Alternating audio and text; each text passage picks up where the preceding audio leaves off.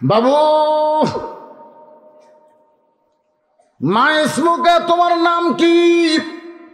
ছোট্ট ছেলে সালাম দে বলতেছে আমার নাম হইল হোসাইন। যুবকেরা শোনো, আল্লাহ রাসূল বলেছেন সাইদুস শাবাবে আহলুল জান্নাহ হাসান ও হোসাইন রাদিয়াল্লাহু তাআলা আনহুমা। জান্নাতি যুবকদের সর্দার হবে হাসান হোসাইন।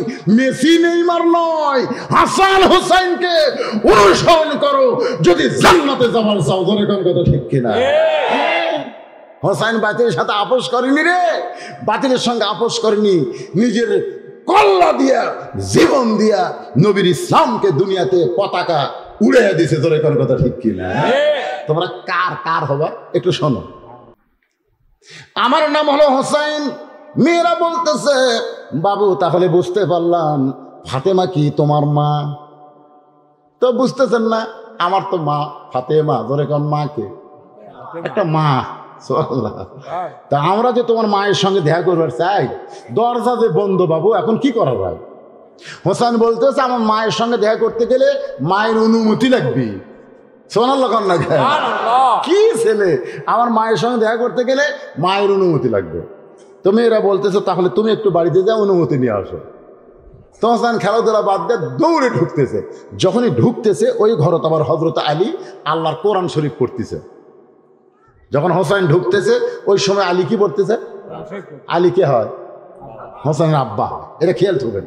হয়তো আলী আল্লাহর কোরআন শরীফ পড়তেছে, হোসেন দৌড়ে ঢুকতেছে, মানে মা যে ঘরে আছে সেই ঘরে ঢুকতেছে। হয়তো সঙ্গে থাম, যে থামবার কইছে তো ভদ্র সোল, আসসালামু আলাইকুম। আব্বা থামবো কেন? তুই যে বাইরে থেকে দৌড়ে খুঁটি ঢুকিস, ঠিক আছে মার কাছে যাবো। তো মায়ের কাছে কেন যাবি? বলে কতগুলো মেয়ে মানুষ দরজার ডানা আছে, আমার মায়ের সঙ্গে দেখা করবে, অনুমতি নিব। আলী বলতে তোর বয়স কত? তোর বয়স কত? তো বলতেছে আব্বা আপনি ভালো জানেন। তো তোর বর্তমানে 4 বছর পার হয়ে গেছে, যখন তখন তুই তোর মায়ের ঘরে ঢুকতে পারবি না। মায়ের ঘরে ঢুকতে গেলে এখানে বাইরে মেয়েকে অনুমতি না, তোরও অনুমতি লাগবে। সুবহানাল্লাহ, সুবহানাল্লাহ। দেখছেন 4 বছর বয়স হয়েছে ছেলে মায়ের ঘরে ঢুকতে, মা আসসালামু আলাইকুম মা, আমি একটু আপনার ঘরে ঢুকতে চাই, আপনি কি অনুমতি দিবেন? মা বলতেছে 1 মিনিট পরে ঢোক। 1 মিনিট পরে ঢোক, কাপড় চোপড় ঠিক মতো আমার গাঁত নাই, আগে গাঁত কাপড় চোপড় ঠিক মতো দেয়। কারণ ঘরের মধ্যে মেয়ে মানুষ বাইরেই যেভাবে চলে, ঠিক করেন বাইরেই যেভাবে চলে, ঘরের মধ্যে বুঝতেছেন না? এটা হচ্ছে ইসলামের নিয়ম। আলী বলতেছেন হোসেন 4 বছর পার হয়ে গেছে, এই সময় মায়ের ঘরে ঢুকতে গেলে শুধু বাহিরের মেয়ের অনুমতি না, তোমারও অনুমতি লাগবে। বাস, শুধু একজনের অনুমতি লাগবে না, সেটা হলাম আমি রে। সুবহানাল্লাহ কন্যা। বেটাক বুঝাচ্ছে বাপে, বেটাক বুঝাচ্ছে খালি একজনের অনুমতি লাগবে না, তোর মায়ের ঘরে ঢুকতে যখন তখন ঢুকতে পারবে, সেটা হলো আমি, তুই না। তোর নানারও ক্ষমতা নেই। সুবহানাল্লাহ কন্যা। তোর নানা নবীও পারবে না, কারণ মেয়ে যখন বড় হবে, মেয়ের ঘরে বাবা ঢুকতে গেলে মেয়ের অনুমতি লাগবে। ছেলে যখন বড় হবে, মায়ের ঘরে ঢুকতে গেলে মায়ের অনুমতি লাগবে। খালি একজনের অনুমতি লাগবে না, বইয়ের ঘরে স্বামী ঢুকতে গেলে। ধরে গেল সুবহানাল্লাহ। আমার মায়ের একটু মনোযোগ দিয়ে শোনেন। হোসাইনকে বসায় হযরত আলী ঘরের মধ্যে ঢুকতেছেন। ঘরের মধ্যে কোনো অনুমতির দরকার নাই। ঘরের দরজা গিয়ে হযরত আলী তাকায় দেখে ফাতেমা এই আমার দিকে তাকান, এই ডান হাতে আল্লাহর কোরআন শরীফ নিছে আর বাম হাতে জাঁতা ঘুরাচ্ছে। জাঁতার নিচে জব দিছে, গম দিয়ে আটা করতেছে, বাম হাতে জাঁতা ঘুরাই আর ডান হাতে আল্লাহর কোরআন তেলাওয়াত করে। সঙ্গে সঙ্গে হযরত আলী খুশি হয়ে আল্লাহর দরবারে শুকরিয়া আদায় করে বলে রব্বানা আতিনা ফিদ দুনিয়া হাসানা ওয়া ফিল আখিরাতি হাসানা ওয়া কিনা আযাবান নার। আল্লাহ, কি বউ আমার, এক হাতে কাজ করে সংসারের, আর এক হাতে আল্লাহর কোরআন পড়ে। এমন বউ যার ঘরে থাকে সেটা ঘর থাকে না, সেটা যেন আল্লাহর জান্নাত হয়ে যায়। এমন ঘর আল্লাহর জান্নাত হয়, আর আমাদের গুলে খালি স্টার জলসাথী বাংলা দেখে। তোর কোন কথা ঠিক কিনা? মুসলমানের ঘরের মধ্যে হিন্দুদের পূজার বাদ্য বাজবে, এই মরদ মানুষ। আপনাকে এই বিলের মধ্যে কি ডিশের লাইন নাই? কথা কন না গান।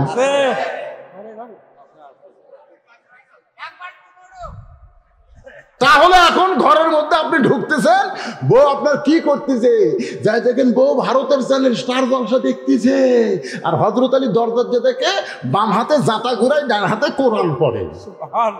আপনি এশার নামাজ পড়ে এসে নিয়ত করতেছেন, বাড়িতে ঢুকতেছে, বলতেছেন আল্লাহ আমি তো এশার নামাজ মসজিদে পড়লাম, আমার বউ হয়তো এশার নামাজ পড়ে কোরআন শরীফ পড়বি, না হয়তো স্ত্রী টিপবি।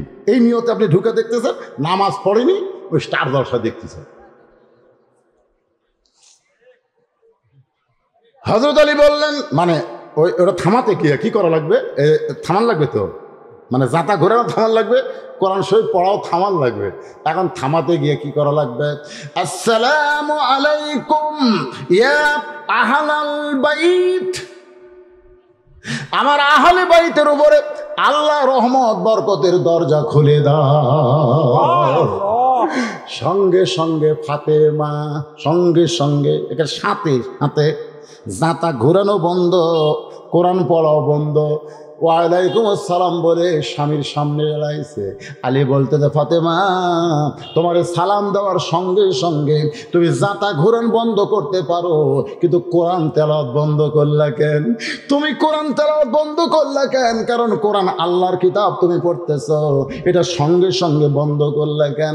ফাতেমা কান্দে বলে, স্বামী গো, যে আল্লাহর কোরআন পড়তেছি, সে আল্লাহর নবী বলেছেন আল্লাহ ছাড়া কাউকে যদি সেজদা দেওয়ার হুকুম থাকতো, তাহলে আল্লাহ ছাড়া স্বামীর পায়ে তোমরা সেজদা করতা। রে মেয়েরা, আল্লাহর পরে মেয়ে মানুষের কাছে সবচাইতে দামি হলো তার স্বামী। আল্লাহর কোরআন পড়া হলো নফল, আর আপনার সামনে দাঁড়ানো হলো ফরজ। আপনার সামনে দাঁড়ানো হলো ফরজ, আপনি আমার ঘরের দরজায় দাঁড়ায় থাকবেন, আর আমি বসে থাকবো? সুবহানাল্লাহ কবেন না? আর আমাদের গুলা খাদিজাতুল কুবরাকে রাসূল বলতেছেন, এই দুনিয়াতে 10 জন নারীকেও আল্লাহ জান্নাতের সার্টিফিকেট দিয়েছে। গভীর রাত্রে আল্লাহ নবী ঘুম থেকে চেতন পাইছে, গভীর রাত্রে নবী চেতন পাইছে। চেতন পাওয়ার কারণ হলো খাদিজাতুল কুবরা। আমার মা বোনদের জন্য বলতেছি, মায়েরা একটু মনোযোগ দিয়ে শোনেন। নবীর হাতটা বুকের মধ্যে নিয়ে বলে, রাসূলুল্লাহ, যে কোনো সময় আমার মৃত্যু হবে, যে কোনো সময় আমার মৃত্যু হবে। ওগো নবী, আমার জন্য কি কোনো ভালো কোনো খবর নাই? দেখেন নবীর বিবি খাদিজা, তিনি বলতেছেন যে কোনো সময় আমার মৃত্যু হবে, আমার কোনো ভালো খবর নাই। আল্লাহ রাসূল বললেন, খাদিজা, আপনার জন্য ভালো খবর হলো, এই দুনিয়াতে 10 জন পুরুষ জান্নাতে যাবে, তাদের সার্টিফিকেট আল্লাহ দিয়ে দিছে। হাজার হাজার পুরুষ জান্নাতে যাবে, কিন্তু 10 জনকে আল্লাহ সার্টিফিকেট দান করেছে। আবার 10 জন নারীকেও আল্লাহ জান্নাতের সার্টিফিকেট দিয়েছে। আপনারা তো খালি এতদিন জানতেন 10টা পুরুষ, আবু বকর, ওমর, ওসমান, আলী, আব্দুর রহমান ইবনে আওফ, জুবাইর, তালহা, সাদ ইবনে আবি ওয়াক্কাস, আবু সাইদ, উবাদা ইবনুল জাররাহ, এই 10 জন আশারে মুবাশশারা, যাদেরকে দুনিয়াতেই আল্লাহ জান্নাতের সার্টিফিকেট দিয়েছে। সমস্ত সাহাবীরা জান্নাতে যাবে, সমস্ত সাহাবীরা জান্নাতে যাবে, এবং আমার সামনে আপনারা যারা ওয়াজ শুনতেছেন, আপনারাও জান্নাতে যাবেন। কিন্তু গ্যারান্টি, গ্যারান্টি নেই। জান্নাতে যাবেন এটা ঠিক আছে, কিন্তু গ্যারান্টি নেই। মারাত্মক কথা। সমাজের যুবক যখন নষ্ট হয়ে যাবে, আর এই যুবক নষ্ট হওয়ার প্রধান কারণ আমাদের তালাশ করতে হবে। যুবক নষ্ট হওয়ার 1 নম্বর কারণ হলো সমাজের যুবতীরা যখন বেপর্দা থাকবে। যুবতী, এতক্ষণ আমি যুবকদের কলাম, এখন যুবতী আছে না নাই? বুড়ি মানুষ বোরকা পরলে সমাজের কোনো লাভ নেই। একটা বুড়ি মানুষ বোরকা পরলে মরার পরে 5 কাপড় দিয়ে একটা মেয়ে মানুষকে মাটি দিয়ে কোনো লাভ নেই। মরার পরে 5 কাপড় দিয়ে কি হবে রে? আমি এক স্বামীকে বলছিলাম, তার বউ আবার হয়তো গোটা পাড়ার মেম্বর, ধরে কোন কি মেম্বর, গোটা পাড়া ঘাটে বেড়ায়। ভোটের আগে মরদ মানুষের হাত ধরে, যাক পাই তারই হাত ধরে কয় ভাই একটা ভোট দিবেন, ওই হাত টানে বুকুতে থাকে না। ওই মেম্বর, মেয়ে মেম্বর মরদ মানুষের হাত টানে বুকুত দিয়ে থাকে, ভাই হকসিয়া করে একটা ভোট দিবেন ভাই। এই তো কামি সারল রে। তা আমি ওর স্বামী ধরলাম যে কে ভাই তুমি স্বামী থাকতে তোমার বউ যে আরে গোটা এলাকা ঘাটতিছে, তো তোমার এই বউ মরলে তুমি কয় কাপড় দিবে? শোনেন কথাটা, শোনেন, ইন্নালিল্লাহর ওয়াজ শুনবেন, এই জিনিসগুলো শোনা লাগবে। তো বউ বললে তুমি কয় কাপড় দিবে? তো বলতে হুজুর আপনি আলেম মানুষ, আপনি জানেন না 5 কাপড়।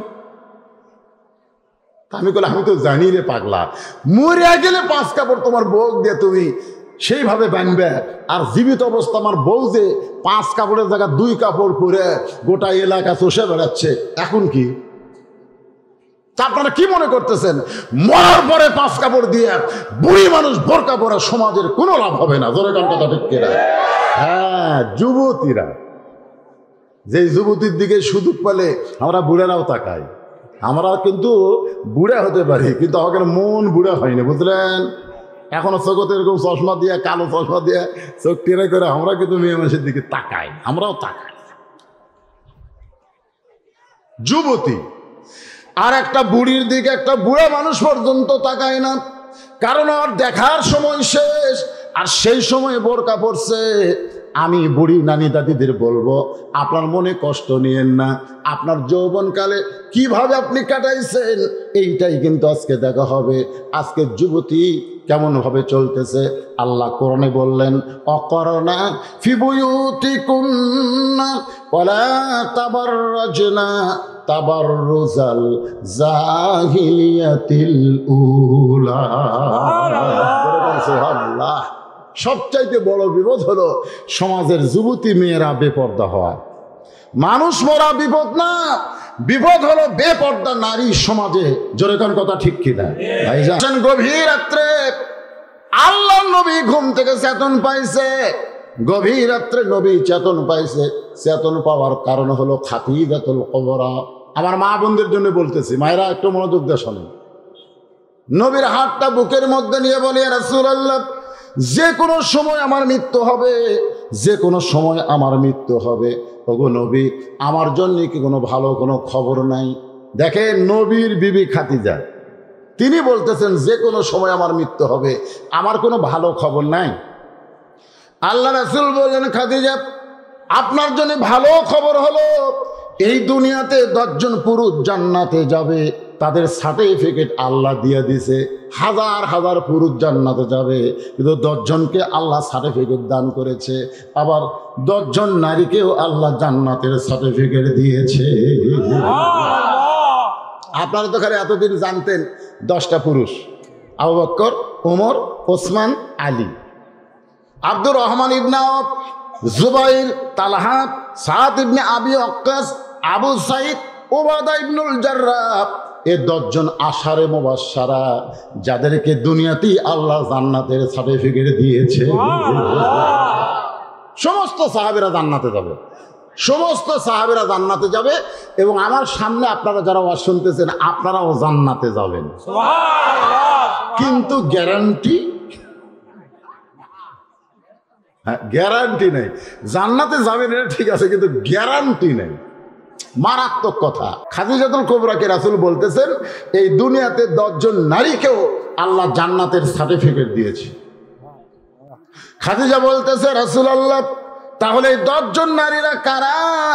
আল্লাহ নবী বললেন, জান্নাতি 10 জন নারীর মধ্যে 1 নম্বর নারী হলো খাদিজাতুল কুবরা।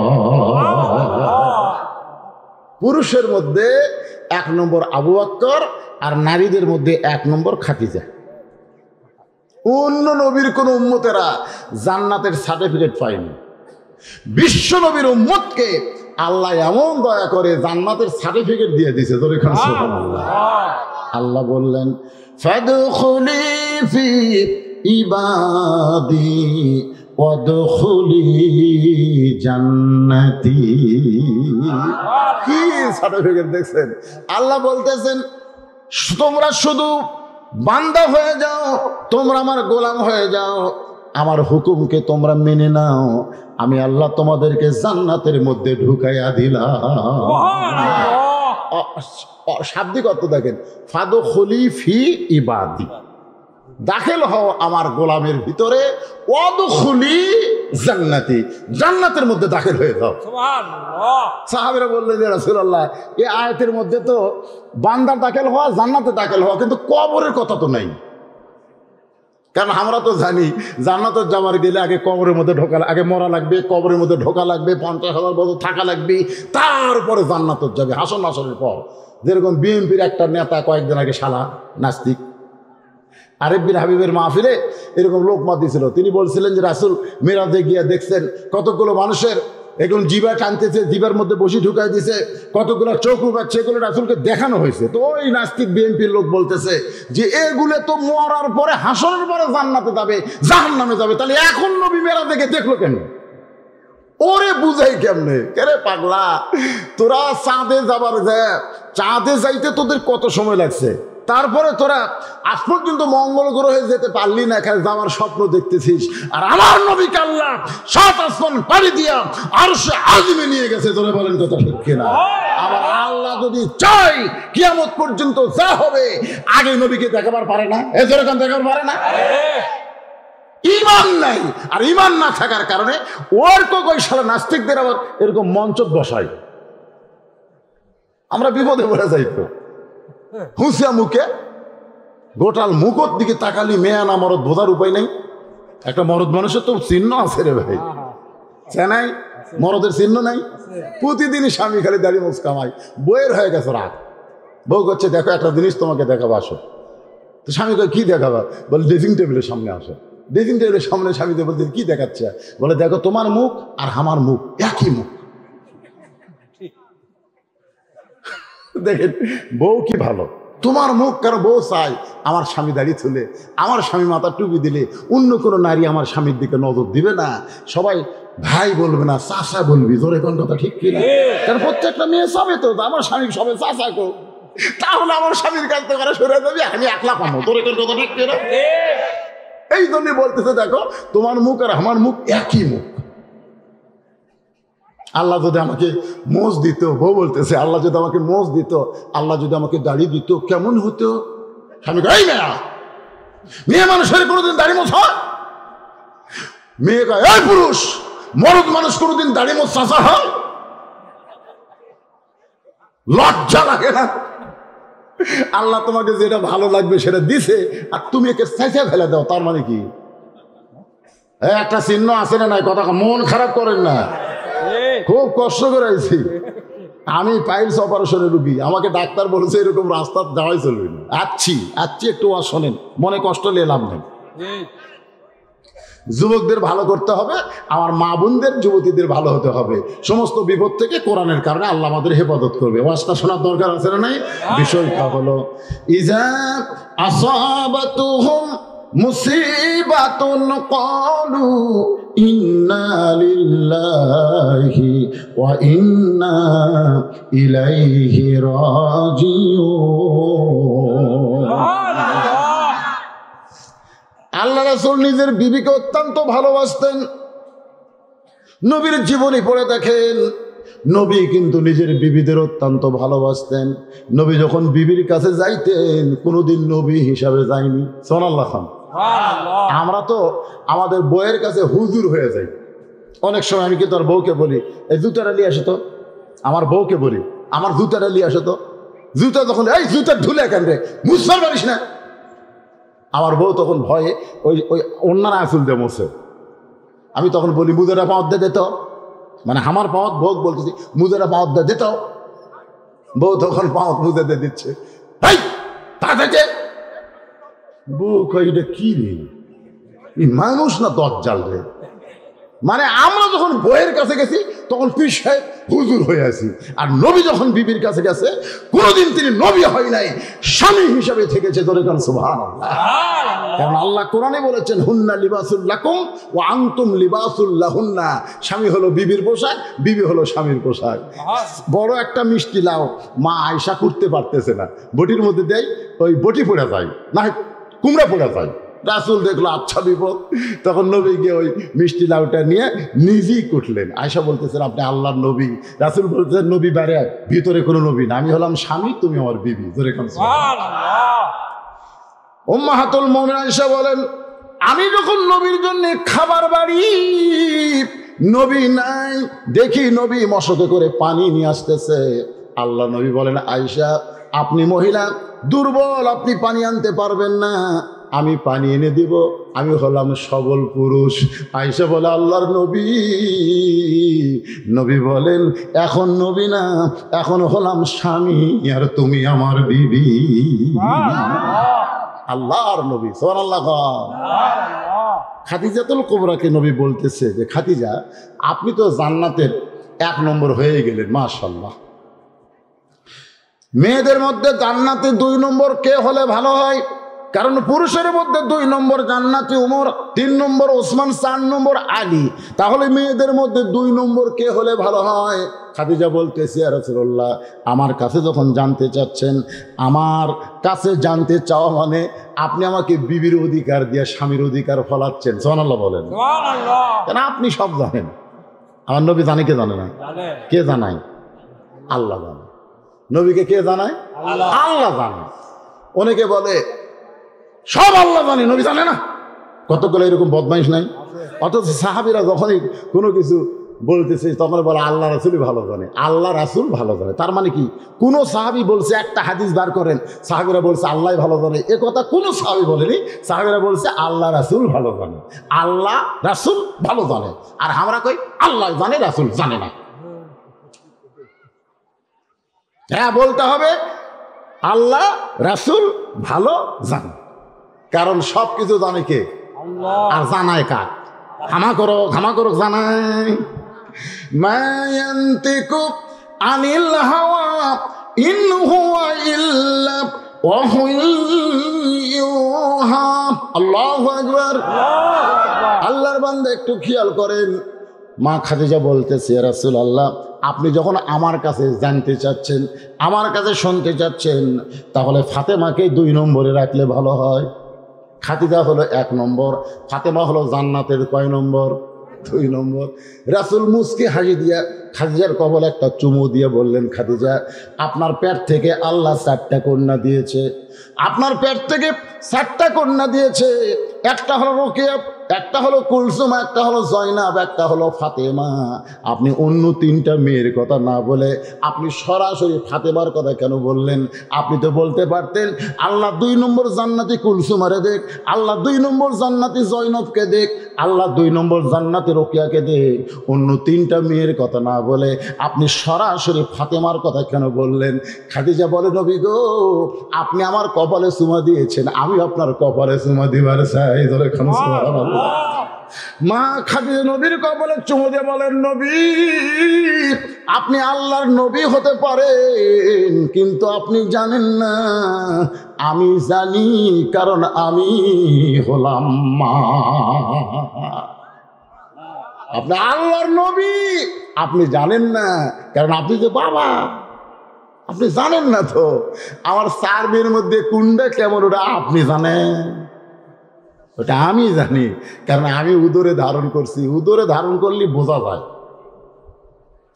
বাবা আনন্দে মাতিয়া সাগরে ভাসাইয়া সেই যে চইলা যায় খবর লয় না, মাজন ধরিয়াই উদরে কতই যত্ন করে, ধরিয়া উদরে কি কষ্ট করবেন না, কষ্ট না, মাজন ধরিয়া উদরে কত যত্ন করে, 10 মাস পরে পায় প্রসবের বেদনা।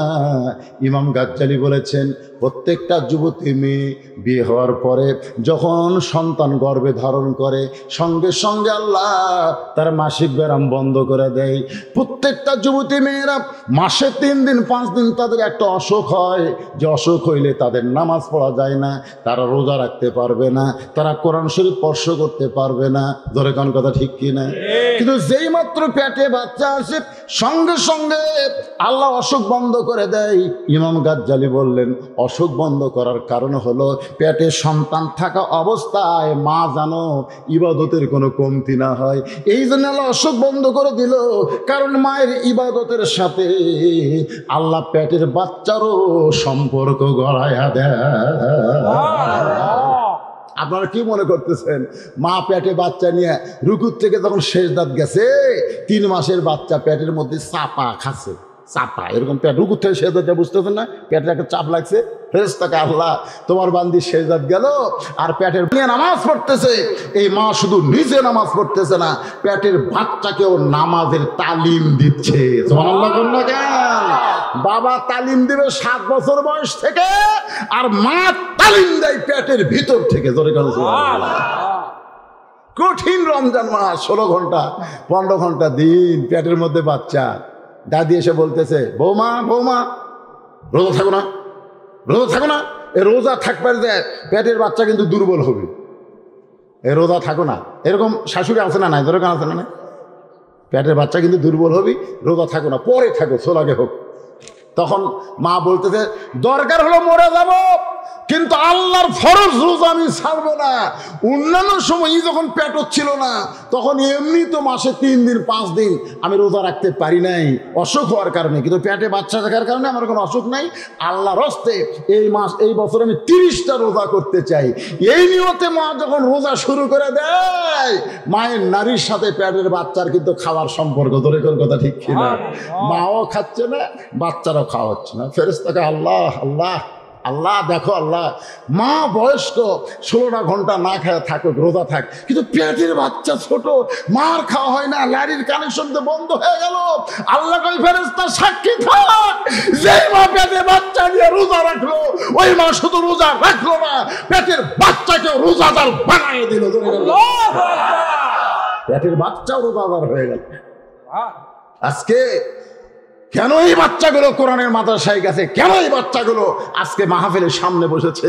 এদের মা গুলো ভালো, এদের উদর ভালো। দরকার কথা ঠিক কিনা? আর ওই যে ঘুরতেছে, ওই দেখেন ঘুরতেছে, ওই যে একটা খাড়া আছে, বসে না কেন? অনুনাজ্জিলু মিনাল কুরআনি মা হুয়া শিফাউ ওয়া রাহমাতুল লিল মুমিনিন। এর বাংলা অর্থ হলো সব সমস্যার সমাধান দিতে পারে আল কোরআন। আমি যেই বলবো সব সমস্যার সমাধান, আপনার বলবেন দিতে পারে আল কোরআন। বলতে পারবেন না? সব সমস্যার সমাধান দিতে পারে আল কোরআন। তাহলে এই সমস্ত যুবকদেরকে ভালো করার মেসেজ, ভালো করার ঔষধ আল্লাহর কোরআনে আছে না? নাই? আছে। কিন্তু সরকারের আইন দিয়ে, এই মানুষের তৈরি আইন দিয়ে, বাংলাদেশের প্রশাসন দিয়ে আমাদের যুবকদেরকে ভালো করা যাবে না। যুবকদেরকে ভালো করতে গেলে বাংলার জমিনে আল্লাহর কোরআনের আইন চালু করতে হবে। ধরে কোন কথা ঠিক কিনা? এখন আপনারা বলেন যে বর্তমানে যে আইন চলতেছে, আইন তো যুবকেরা কুত্তের পেশাব খাচ্ছে। ধরে কোন কার পেশাব? মানে এমন মহব্বতকে মোবাইল দেখতেছে, ওই রাস্তাতে মানুষ যায়, একটা মানুষও যুবক কিছু কয় না। কারণ এখন মানুষ এত হিংসুক হয়ে গেছে, একটা অন্যায় দেখলেও মানুষ কিছু করে না। এমনকি যদি আপনারাকে কাউকে মেরেও ফেলে দেয়, এই কিছুদিন আগে একটা ভিডিও দেখলাম যে হাজার হাজার মানুষ দাঁড়ায় আছে একটা প্রকাশ্যে রাস্তার উপরে, একটা মানুষকে 4-5 জন যুবক এইরকম কুড়াল দিয়ে ছোটাচ্ছে, একটা লোক নিষেধ করতেছে না। মানে মানুষ এত আপনমুখী হয়ে গেছে, কেউ কারোর দিকে তাকায় না। সবাই চিন্তা করতেছে যার বেটা হয় যা করে করুক, আমার কি। এই মনে করে রাস্তা দিয়ে আসা করে, এক কুত্তা মনে করে কে রে, এই যে ঘন্টার পর ঘন্টা এখানে থাকি, মানুষ নাকি? কুত্তার পিছনে জায়গা নাক টানছে না, লড়াচড়া নাই। ফ্রি ফায়ার পাবজি গেমের মধ্যে এমন ভাবে ঢুবে গেছে, লড়াচড়া নাই। তখন কুত্তা মনে করছে এটা গাছের গোড়া, এই মনে করে ঠ্যাং তুলে পেশাব করে দিয়েছে। যেই পেশাব করছে তখনই হুশ পাতে আমার পিঠ ভিজা গেল। কেন যুবকেরা আসো, আল্লাহর কোরআন কি বলে দেখো। আল্লাহর কোরআন বলতেছেন ইযা আসাবাতুহুম মুসিবাতুন ক্বালু ইন্না লিল্লাহি ওয়া ইন্না ইলাইহি রাজিউন। কোন বনেরই পাখি তুমি। হ্যাঁ, এই গানটা শোনেন, এটা কিন্তু যে আয়াত বললাম না, এই আয়াতের বাংলা অর্থ, কোন বনেরই পাখি তুমি আইলারে কোন বনে, আবার কোন বনেতে যাইতে হবে পড়ছে নাকি মনে। মনে পড়ে? কোথা থেকে আসলেন, কোথায় আছেন, আবার কোথায় যাবেন, একটু চিন্তা করবেন। এক জগতে ছিলাম, এক জগতে আসলাম, আর এক জগতে। প্রত্যেক ধাপে ধাপে যাবো না, যাচ্ছি। আপনি কি মনে করছেন জোহরের নামাজ, আজকের জোহরের নামাজ আপনি মরার আগে আর কোনদিন ফেরত পাবেন? পাবেন। কিছুক্ষণ পর আসরের নামাজ হবে, চিন্তা করে দেখেন, এইটাও কিন্তু চলে যাবে, ঠিক কিনা? এখন এভাবে প্রত্যেকটা মুহূর্ত আমাদের জীবন থেকে শেষ হয়ে যাচ্ছে। আমরা প্রত্যেকটা ধাপে ধাপে, অনেকে বলে আমি কুন্দল যাচ্ছি, অনেকে বলে আমি তারাক যাচ্ছি, অনেকে বলে আমি বাড়ির যাচ্ছি। আল্লাহ কয় তুই কোথাও যাচ্ছিস নাই, প্রত্যেকটা ধাপে ধাপে তুই কবরের দিকে হাঁটতেছিস। জোরে কোন কথা, ঠিক কিনা? প্রত্যেকটা ধাপ অতিক্রম করতেছিস। পাড়ার নাম হলো ধাপ পাড়া। প্রত্যেক ধাপ অতিক্রম করে মৃত্যুর দিকে তোর হায়াতকে অতিক্রম করতেছিস। যুবক, ও যুবক, আল্লাহ আমার মতন বৃদ্ধকে হাসর ময়দানে বলবে না যে তোর বুড়াকাল কি করছিস, শৈশবকাল কি করছিস, এটা আল্লাহ বলবে না। আল্লাহ বলবে তোমার যৌবনকাল তুমি কি করছো। বুঝতে পারেন না? এই জন্য খ্রিস্টান নেপোলিয়ন বলেছে একটা ভালো সন্তান চাইলে ভালো বাপের দরকার নাই, ভালো একটা মায়ের দরকার। মা, যেই মা পেটের বাচ্চা নিয়ে গোটা পাড়া ঘুরেছে, ওই পেটের মধ্যে ঘরুনি ব্যারাম পাশে, ওই কোরআনের মাহফিলে বসবার পারবি না, তো বসলেও ওর ধৈর্য থাকবি না। এরকম নাই? আছে, ওরা বসবে না, ওরা খালি ঘুরবি। মা যদি ভালো হয়, সন্তান আল্লাহর ওলি হয়। সুবহানাল্লাহ। এই বিলের মধ্যে এই যুবকেরা ভালো মায়ের সন্তান, যেই যুবকেরা নিয়ত করেছে কোরআনের মাহফিল করব, বজরুশি দেখলি আসবো, 3 বছর ধরে চান্স দিচ্ছে। ধরে কোন কয় বছর রাতে পারি নাই, দিনের বেলা নিয়ে আইছে। আসার সময় একটু বলছি, বাবা আমার গাড়ি যেই পর্যন্ত যায় না আমি সেইখানে যাই না। ওদের মনে কষ্ট হয়েছে, বারবার বলছে আমাদের বেয়াদবি নেবেন না। আমার চোখের মধ্যে পানি আসলো, কারণ সবসময় তারা যাওয়া আসা করে। আমি মাত্র অসুস্থ মানুষ, একদিন আইছি, হয়তো আর কোনোদিন আসতে পারবো না। এই যুবকরা ভালো মায়ের সন্তান, তারা গান বাজনা না করে আজকে জান্নাতের বাগান লাগাইয়া দিছে। কি কন, এরা গান বাজনা করতে পারতো না? এরা এমনও যুবক যে বলেছে হুজুর 1টা টাকা আদায় করা লাগবে না, আপনি শুধু প্রাণ খোলা ওয়াজ করে যাবেন। এই জন্য ওয়াজও করতে দিই প্রাণ খোলা। আলহামদুলিল্লাহ। কান মনে কষ্ট পাচ্ছেন বাজার? তাহলে দোয়া করার দরকার আছে না নাই? খাদিজা বলতেছেন রাসূলুল্লাহ নবীর কপালে চুমাতে বলতেছে, আপনি আল্লাহর নবী, আপনি বাবা, আপনি জানেন না যেটা আমি জানি। 4টাই আমার উদরে ছিল, কিন্তু ফাতেমা হলো আলাদা। এই কারণেই 2 নম্বর জান্নাতি যদি আল্লাহ ঘোষণা করত, আমি খাদিজা বড় খুশি হইতাম। রাসূল মুস্কি মুস্কি হাসে আর বলে, ও খাদিজা, আপনি যাকে 2 নম্বর জান্নাতির কথা বলতেছেন সে তো জান্নাতি নয়, সে তো জান্নাতি নয়। যেই মাত্র নবী বলছেন ফাতেমা জান্নাতি নয়, জান্নাতি নয়, খাদিজা বলে হুজুর তাহলে জান্নাতি যদি না হয় ফাতেমার খবর কি? রাসূল বললেন আমার ফাতেমা জান্নাতি নারীদের নেত্রী। মারাত্মক কথা। রাসূল বললেন আমার ফাতেমা, ফাতেমা জান্নাতি নারীদের নেত্রী। সঙ্গে সঙ্গে মা খাদিজার মুখ কালো হয়ে গেছে। আল্লাহ রাসূল বলে, খাদিজা 1 নম্বর জান্নাতে হওয়ার পরেও খুশি হইলেন, এখন আমার মুখ কালো করে গোমরা করে বসে আছেন কেন? খাদিজা বলতেছি, ইয়া রাসূলুল্লাহ, ফাতেমা একটা ছোট্ট মানুষ, কি দিল ইসলামের জন্য, কি করলো, যাকে আল্লাহ জান্নাতি নারীদের নেত্রী বানালো, আর আপনি আমাকে দেখেন আমি কি করলাম? সর্বপ্রথম আপনার হাতে কে ইসলাম গ্রহণ করছে? আল্লাহর নবীকে সর্বপ্রথম নবী কিন্তু ঘরের মানুষই কবুল করছে। কি কি চরিত্র আমার নবীর! আল্লাহ বললেন ওয়া ইন্নাকা লাআলা খুলুকিন আযীম। সুবহানাল্লাহ, সুবহানাল্লাহ। আজ 35 বছর ওয়াজের বয়স, 35 বছর। আজ পর্যন্ত আমার বউ আমার ঠিক মতো হুজুরি মানবার পারলো না। হ্যাঁ, যেটা আসল কথা ভাই, বাংলাদেশের কোন পীরের বউ ওই পীরের হাতে মুরিদ হয়নি। আপনারা খুঁজে দেখবেন, গোটা বাংলাদেশে কোন পীরের বউ ওই পীরের হাতে মুরিদ হয়নি। যদি আপনি ওই পীরের বউ যদি কোনো মেয়ে দেখায় যে সবাই তো মুরিদ হচ্ছে, আপনি হন না কেন, তখন পীরের বউ নিচের দিকে তাকে বলবি, আমার স্বামীর মতো লুচ্চা তো আমি কাউকে দেখি না। হায় হায়, কামিল পীর দস্তগীর ই লুচ্চা কেমনি হলো? মেয়ে মানুষ দেখলি আর লোক, মেয়ে মানুষ দেখলি লোক। বাংলাদেশে কোন পীরের বউ পীরের হাতে মুরিদ হয়নি। এমনকি কোন বক্তার বউ বক্তা বিশ্বাস করে না। হ্যাঁ, বিশ্বাস করে না রে ভাই। আমি সেই জন্যে এই যে অনেকে মোবাইল করে পাই না, হুজুর আপনার নাম্বার আছে, মোবাইল করে ঢোকে না কেন? খালি দুঃখিত দেখাই। আরে দুঃখিত দেখাই কখন রে? এই দুঃখিত কখন দেখায়? তাই সকাল থেকে 11টা পর্যন্ত তুই বন্ধু আমি ঘুম পাড়ি, মোবাইল খোলাতে ঘুম পাড়ে। কি বিপদ জানিস? মোবাইল খোলা আমি ঘুম, ইতিমধ্যে মোবাইল বাজে উঠছে, বউ আমার দৌড়ে ধরছে, একটা মেয়ে মানুষ কল করছে, মেয়ে মানুষ। আর বউ কয় কি ব্যাপার, আপনি হুজুর কল করছেন, তার মানে আপনি মেয়ে মানুষ না? তো মেয়ে মানুষ বলতেছে আমি তো হুজুর ভালোবাসি, তো কল করা যাবে না? চিন্তা করছেন? ঘুমুর থেকে ওঠার পরে আমি দেখি আমার বউ খালি ট্যাপা মাছের মতো মুখ করে আছে। আমি বলি খেয়া কি হয়েছে? লুচ্চা হাসান, ওয়াশ করেন না, লুচ্চাবি করেন। আয় হায়, আমি দৌড়ে বুকটা ধরলাম, এই রাস্তার ধারে দাঁড়িয়ে আসতে কথা কয়, কিসের লুচ্চারে? মেয়ে মানুষ আপনি ফোন করে কে? চিন্তা করছেন? একটা হুজুরের বউ হুজুর বিশ্বাস করে না, যেটি চাই সেটি একটা করে বিয়ে করে চাই। ধরে কোন কথা ঠিক কিনা? দেখেন বাবা রে, এই জন্য কোনো হুজুরক অনুসরণ করো, কোনো পীরক অনুসরণ করো, এ কথা কোরআন হাদিসের কোনো জায়গায় নাই। অনুসরণ কেবলমাত্র একজনকে করতে হবে, তিনি হলেন আমাদের নবী। ধরে কোন কথা ঠিক কিনা?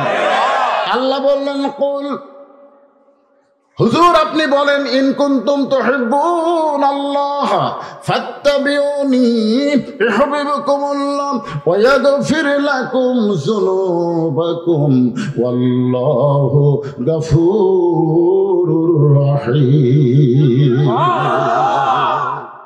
কাকে করা লাগবে? শুধুমাত্র আল্লাহর নবী ছাড়া অন্য কাউকে অনুসরণ করা যাবে না। কথা কর না কেন? যাবে? বাবা অনুসরণ করে, বাবা হজরত জি নতুন নতুন ইসলাম বার করছে, এগুলা করা যাবে না ভাইজান। শোনেন কি হয়েছে রে বাবা, আমার দিকে তাকায় দেখেন।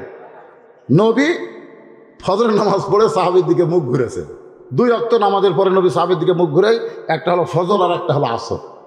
তো মুখ ঘুরাইছে, নবী তাকায় দেখে একদম সাহাবীর চেহারা, ওই চোখ দুইটা রক্তের মতন লাল। আল্লাহ রাসূল আবু বকরের চোখের দিকে তাকায়, চোখ সাদা। উমরের চোখের দিকে তাকায়, চোখ সাদা। আলীর চোখের দিকে তাকায়, চোখ সাদা। কিন্তু ওই সাহাবীর চোখ লাল। আল্লাহ রাসূল বললেন, সাহাবী একটু দাঁড়াও। সাহাবী যখন দাঁড়ায় গেছে, আল্লাহ নবী বললেন, রে সাহাবী, আমি নবীর চোখ সাদা, আবু বকর ওমর ওসমান আলীর চোখ সাদা, কিন্তু তোমার চোখ দুইটা লাল কেন? তোমার কি চোখ উঠলো নাকি? চোখ ওটা একটা ব্যায়াম আছে না? নাই, তোমার চোখ কি উঠলো নাকি? তোমার চোখ এরকম রক্তের মতন লাল কেন দেখা যায়? সাহাবী বলে, ইয়া রাসূলুল্লাহ, আমার চোখ লাল হওয়ার কারণ হলো আমি এশার নামাজ পড়ার পরে আমি বাড়িতে গিয়ে ঘুমাতে পারি নাই। রাসূল বললেন, তুমি কেন ঘুমাতে পারলা না? সাহাবী বলতেছে, আল্লাহুম্মা বিইসমিকা আমুতু। এই আমুতু শব্দ যখন উচ্চারণ করেছি, মৃত্যু আমার সামনে মনে হয় এসে বলতেছে, তুই তো আজকে রাত আর বাঁচতে পারবি না। হুজুর আমি মরে যাব রাত্রিবেলা, এই মনে করে সারা রাত আমি কান্নাকাটি করছি, সারা রাত আমি কোরআন শরীফ পড়েছি, সারা রাত আমি নামাজ পড়েছি। এইরকম কান্নাকাটি তওবা ইস্তেগফার করতে গিয়া হয়তো আমার চোখ দুইটা রক্তের মতন লাল হয়ে গেছে। আপনারা সুবহানাল্লাহ বললেন, আপনারা তো সুবহানাল্লাহ বললেন। আর আল্লাহ রাসূল ওই সাহাবীর বক্তব্য শুনে বললেন, নাউযুবিল্লাহ, নাউযুবিল্লাহ।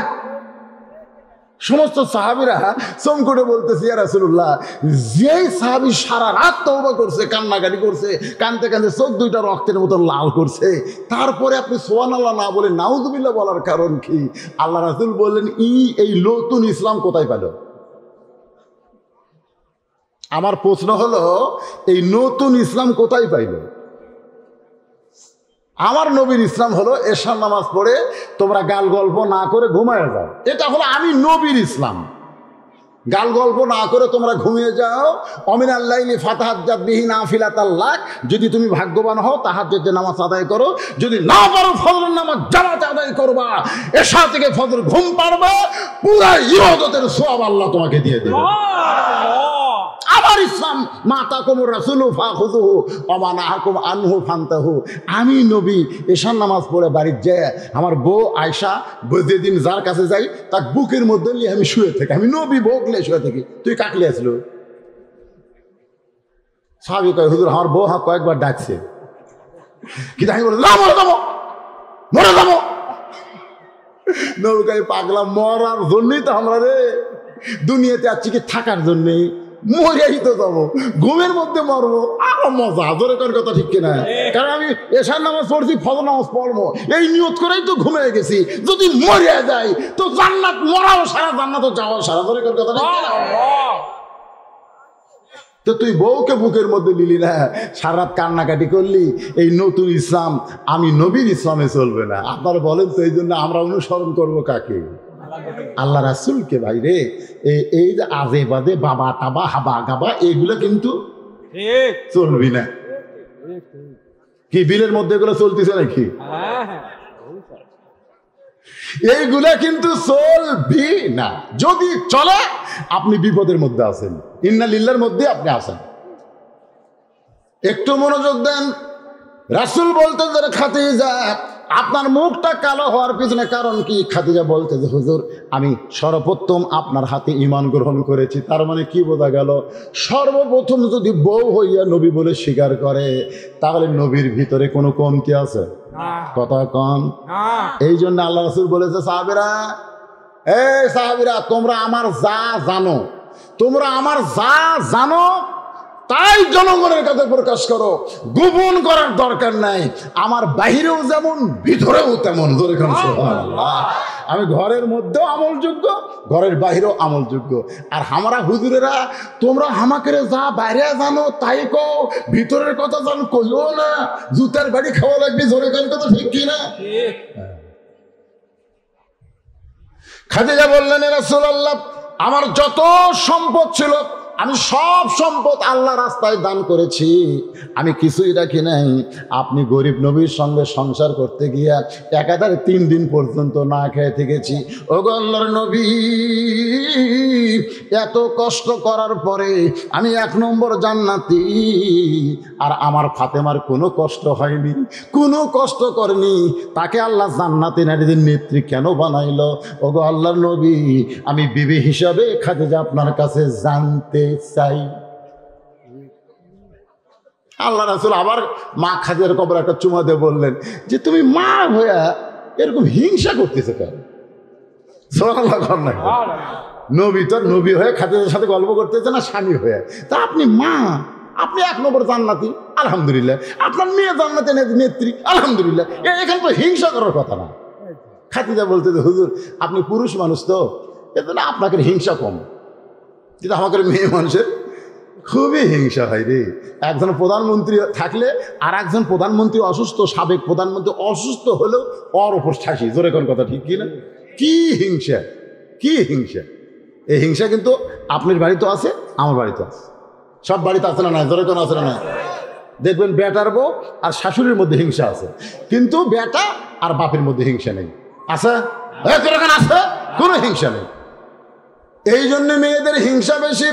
যার কারণে বলতেছি, ইয়া রাসূলুল্লাহ, ইয়া রাসূলুল্লাহ, কোন আমলের কারণে ফাতেমাকে খাতুনে জান্নাত ডিগ্রি দেওয়া হলো। আল্লাহ রাসূল বলে, খাদিজা আমি আপনাকে দুইটা প্রশ্ন করব, আপনি একটু বুঝে শুনে উত্তর দিবেন। এক নম্বর প্রশ্ন হলো, আপনি বলেন তো কত বছর বয়সে আপনি ঈমান গ্রহণ করেছেন? খাদিজা বলতেছে, নবী গো আমি যখন ঈমান গ্রহণ করেছি তখন আমার বয়স হলো 55 বছর। 55। কত বছর? আমি যখন কলেমা পড়েছি তখন আমার বয়স হলো 55 বছর। আল্লাহ নবী বলেন, খাদিজা ঈমান গ্রহণ করার আগে আপনি কি ছিলেন? খাদিজা বলে, নবী গো ঈমান গ্রহণ করার আগে আমি কাফের ছিলাম। আল্লাহ রাসূল বলে, খাদিজা তোমার জীবনের 55 বছর যদি তুমি কুপুরে হালে কাটায় দাও, এখন বলো তোমার পেটের মেয়ে ফাতেমা কত বছর কুপুরি হালে কাটাইছে? খাদিজা কান্দের বলে, জান্নাতি জান্নাতি, আমার ফাতেমা জান্নাতি হয়ে জন্মেছে। তাহলে এখন মা আর মেয়ের মধ্যে কম্পেয়ার করো, দেখো ফাতেমা জান্নাতি হয়ে জন্ম নিছে আর তুমি 55 বছর কুবুরি হালে কাটাইছো। তোমার হায়াতের শেষ, সেই সময় তুমি এসে ঈমান গ্রহণ করছো। এই 1 নম্বরে তুমি দিয়ে জ্বালাও। আল্লাহ নবী বলেন, খাদিজা 2 নম্বর প্রশ্ন হলো, আপনার মুখের চেহারা, আপনার দাঁতের সাইজ, আপনার গায়ের রং, এটা দুনিয়ার কত পুরুষ মানুষ বলতে পারে। মেয়েরা কেমন এটা মেয়েরা বললে তেমন অসুবিধা নাই, কিন্তু পুরুষরা, পুরুষ আপনাকে রাস্তায় বসে যদি 3-4 ছেলে গল্প করে, আমাকে এই ধাপের মধ্যে সবচেয়ে সুন্দরী বউ কার? কি না, যদি গল্প করে আমাকে পাড়ার মধ্যে সুন্দরী বউ কার, তখন বলতেছে ও ওই পশ্চিম পাড়ার উমুকের বউ। না না না, তুই ঠিক মতো দেখিস দক্ষিণ পাড়ার উমুকের বউ। আপনার বলেন তো কার বউ সুন্দরী? এটা যদি পাড়ার লোক গল্প করে, তাহলে আপনারা কি মনে করতেছেন যাদের বউকে পাড়ার লোকেরা সুন্দরী বলতেছে ওই স্বামী জান্নাতে যাবে? যাবে? আরে খালি আপনারা না বলতেছেন তাও সন্দেহ করতেছেন। আর আল্লাহর রাসূল বলেছেন, আদ-দায়ুসু লা ইয়াদখুলুল জান্নাহ, দায়ুস কোনোদিন জান্নাতে যাবে না। লায়াত কোন যাবেই না। সাহাবারা বললেন, হুজুর দায়ুস কোন নারী? আল্লাহ রাসূল বলে, দায়ুস নারী না, দায়ুস হলো ওই সকল পুরুষ যাদের অধীনে নারীরা পর্দা করে না। এখন আমাদের অধীনে আমাদের বউ আছে না নাই? আমাদের যুবতী মেয়ে বিয়ে দেওয়ার আগে আমাদের অধীনে আছে না নাই? যদি আমার বাপ না দেওয়া পর্যন্ত ভাইয়ের অধীনে আছে না নাই? এইগুলাকে আমাদের পর্দার মধ্যে রাখা লাগবে। যদি না রাখতে পারি তাহলে আমার জন্য জান্নাত নাই, আমার জন্য জান্নাত নাই। একটু খেয়াল করবেন, কার বউ কেমন সুন্দরী এটা পাড়ার লোকেরা বলতে পারবে না, শুধু স্বামী বলতে পারবে। স্বামী বলতে পারবে আমার বউটা কেমন সুন্দরী। আল্লাহ কোরআন দিয়া এখানে হেজাবের কথা বলেছেন, পর্দার কথা বলেছেন। আমার মায়েরা বলেন, যারা পর্দার অন্তর আছেন একটু মনোযোগ দিয়ে শোনেন।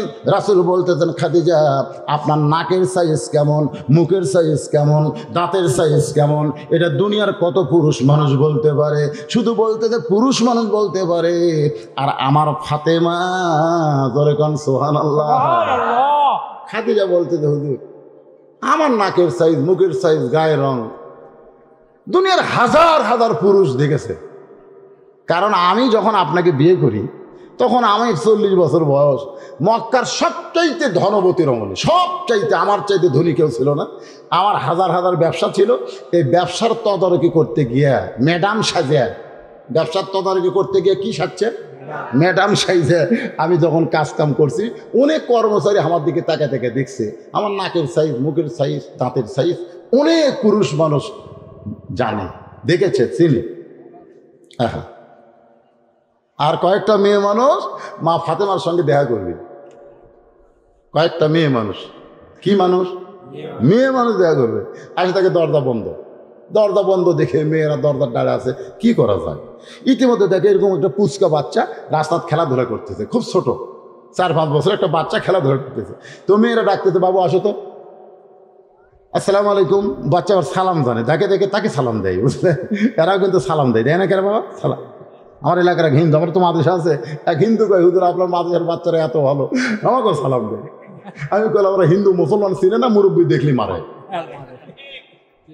হুজুর কি ভদ্র। আমি বললাম মাশাল্লাহ। তাহলে প্রাইমারি গুলোকে আমাকে দেখে খাড়া হয়ে পেশাব করে, হিন্দুকে আমাকে দেখলে ওরা মাল বার করে পেশাব করে। হুজুর একটা হিন্দু পর্যন্ত একে তারিফ করে, সুবহানাল্লাহ কোন না।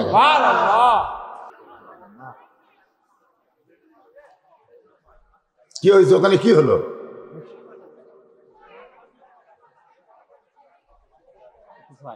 না না চাপ আছে, বা আমি বললি তো হয়। বসে চাপ আসে,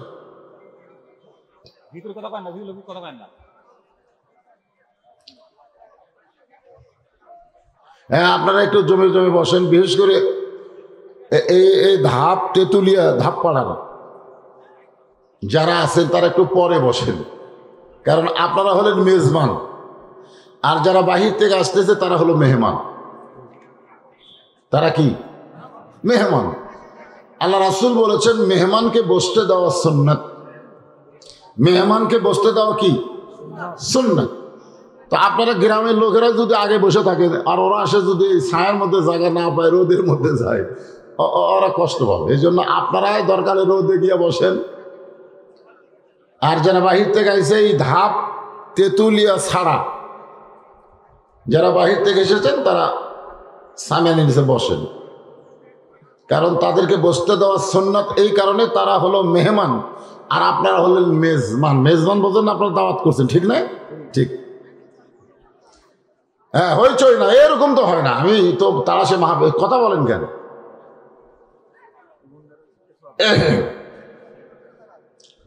তো যে কথা বলতেছিলাম যে এই মুহূর্তে আমরা এমন একটা জায়গায় বসেছি যে জায়গাকে বলা হয়েছে রিয়াজুল জান্নাহ।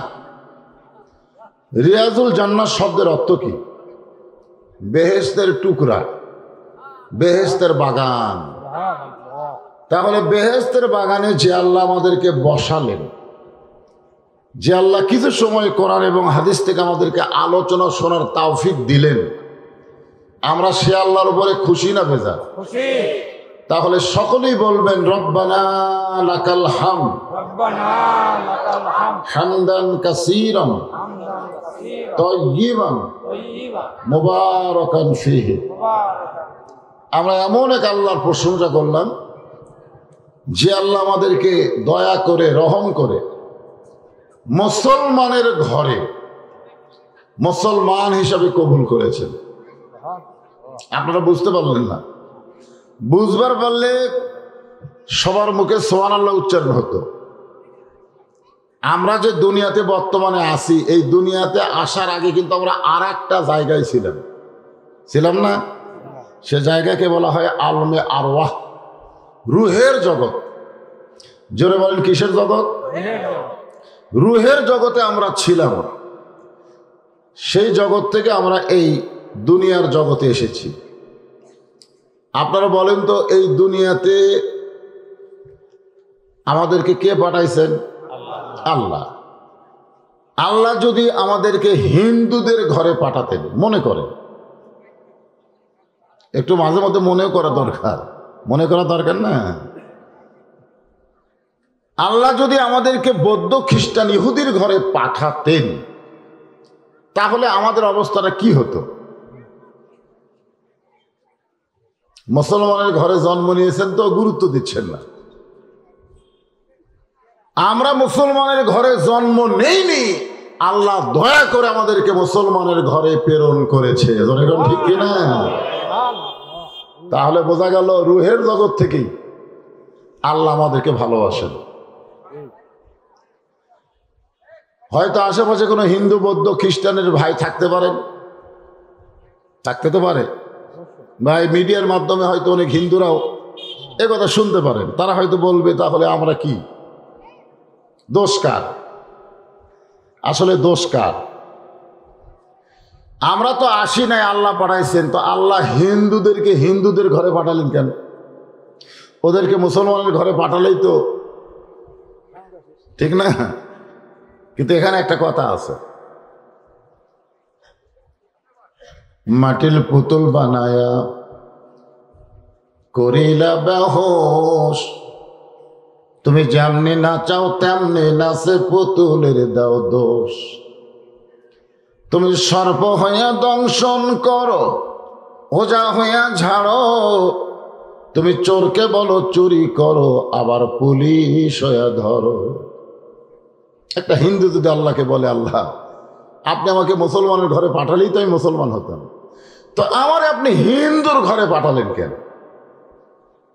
যদি কোনো হিন্দু আল্লাহকে এরকম প্রশ্ন করে, তো আল্লাহ তার উত্তরে কি বলবেন? কিছু বলার আছে না? নাই। ওমাইয়াবতাগি গায়রাল ইসলাম দীনান ফালাই ইউকবালা মিনহু। আল্লাহ কোরআন কারিমে বলেছেন, ইসলাম ছাড়া অন্য কোনো ধর্ম কেউ যদি গ্রহণ করো, লা ইউকবালা মিনহু, সেইটা কবুল করা হবে না। আল্লাহর কাছে কবুলযোগ্য একমাত্র ধর্ম, তার নাম কি? ইসলাম। এ কথা কে কইছে? আল্লাহ। তো এটা তো আল্লাহ কোরআনে কইছে। হিন্দুরা কি কোরআন কোনোদিন ধরছে? তারা তো জানে না। আল্লাহ আবার সুযোগও দিছে, ইয়া আইয়ুহাল্লাযীনা আমানুত্তাকুল্লাহা হাক্কা তুকাতিহি ওয়া লা তামুতুন্না ইল্লা ওয়া আনতুম মুসলিমুন। কি সুযোগ আল্লাহ দিলেন? এই আমার দিকে তাকান, কি সুযোগ যে তোমরা মুসলমান না হয়ে মরো না। তার মানে হিন্দুর ঘরে জন্ম নিছে সমস্যা নাই, বৌদ্ধর ঘরে জন্ম নিছে সমস্যা নাই, ইহুদির ঘরে জন্ম নিয়েছে সমস্যা নাই, কিন্তু মরার সময় ইহুদি খ্রিস্টান হিন্দু হয়ে মরো না, মুসলমান হয়ে মরতে হবে। এ কথা কার? আল্লাহ। তাহলে সুযোগ আছে না নাই? আজকে শুধুমাত্র মুসলমান ছাড়া অন্য ধর্মের যারা আছে তাদেরকে আমি দাওয়াত দিচ্ছি, এখন আপনাদের সুযোগ আছে, আপনার ওইগুলা ভুয়া ধর্ম বাদ দিয়ে আসল ধর্মে চলে আসেন। এ কথা কার কথা? কার কথা? আল্লাহ। তবে একটা সমস্যা কি জানেন, যে অন্য ধর্মে জন্ম নিয়ে মুসলমান হয়ে মরা খুব কঠিন। যার প্রমাণ হলো নবীর চাচা আবু তালেব। যারা বল প্রমাণকে? নবীর চাচা, আপন চাচা। আবু জেহেল কিন্তু নবীর চাচা, কিন্তু আপন না। আবু জেহেলের বাপের নাম কিন্তু হিসাম, বাপের নাম কি? আর আবু তালেবের বাপের নাম হলো আব্দুল মুত্তালেব। আসলে আবু জেহেল নামটা আবু জেহেল না, ওর নাম হলো উমর। উমর ইবনুল হিসাম। নবী সবসময় দুই উমরের জন্য দোয়া করতেন, আল্লাহ দুইটা উমর যদি হেদায়েত পায়, ইসলামের ব্যাপার আমার আর কোনো টেনশন নাই। একটা হলো উমর ইবনুল খাত্তাব, একটা হলো উমর ইবনুল হিসাম। তো আল্লাহ দুইজনের ব্যাপারে দোয়া কবুল করেনি, করছে একজনের ব্যাপারে, সেটা হলো উমর ইবনুল খাত্তাব। ধরে করে সুবহানাল্লাহ। নবী কইল, আল্লাহ একজন কবুল করলো, আমি তো দুইজনের জন্য দোয়া করছি, তো আর একটা যে ইসলাম কবুল করলো না।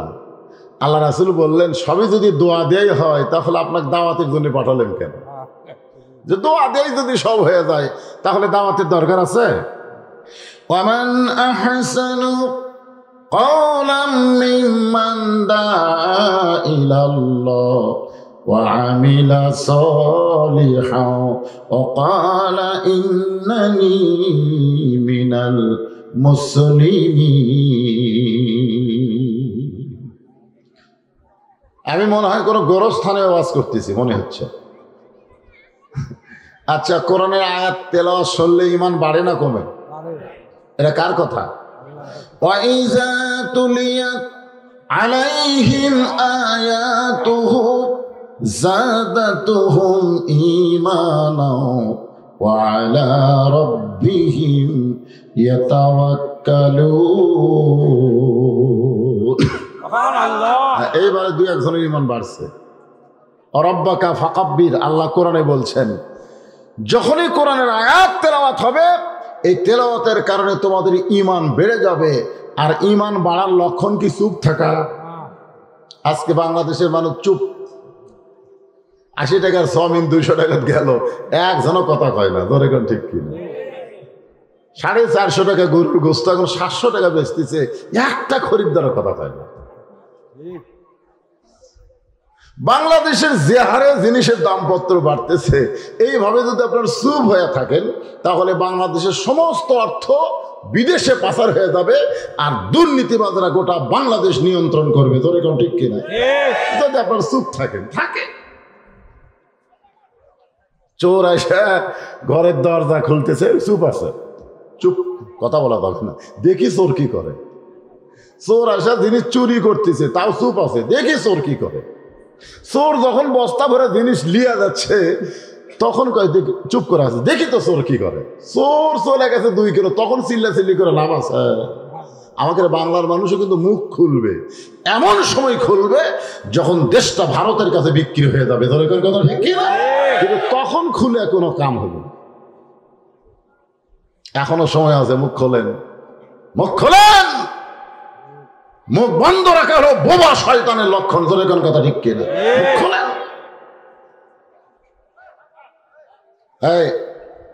ওটা আবার কি হলো? কে রে? এই যুবকেরা মাহফিল করতেছে। যুবকেরা কোথায় রে? যে যুবকেরা মাহফিল করতেছে, তোমরা সবসময় দেখবা মাহফিল দিনের বেলা। দিনের বেলা মানুষের নজর চারিদিকে যায়, যায় কি যায় না? আর রাতের বেলা নজর কোনো দিকে যায় না, দিনের বেলা। এই জন্য তোমাকে একটু খেয়াল করা লাগবে। তো যেটা বলতেছিলাম, কোরআনের আয়াত যখন বক্তা তেলাওয়াত করবে, তেলাওয়াতে ঈমান বেড়ে গেলে জবান খুলে আপনারা বলবেন আল্লাহু আকবার। বলতে পারবেন না? আল্লাহু আকবারের শব্দটা কোন দিকে যায়? উপর দিকে যায়। মানিস তাওয়ালাল আরশ, আল্লাহ আছে উপরে, সুবহানাল্লাহ বলেন। তো যে কথা বলতেছিলাম যে নবীর চাচা আবু তালেব, মানে নবীর বাবা আর আবু তালেব একই মায়ের পেটের ভাই, তাহলে আর কেমন চাচা চিন্তা করেন? মাও এক বাপ এক, কতগুলো আবার বাপ এক মাও 2 হয়। যেরকম আব্বাস, নবীর চাচা কিন্তু আব্বাস, ওরা কিন্তু আবার বাপ এক কিন্তু মাও 2। নবীর চাচা আবু লাহাব, আবু লাহাব যার নামে সূরা লাহাব নাজিল হয়েছে, আবু লাহাব কিন্তু নবীর আপন চাচা, মানে একই মায়ের। আব্দুল্লাহ, আবু তালেব, আবু লাহাব একই মাও একই বাপ।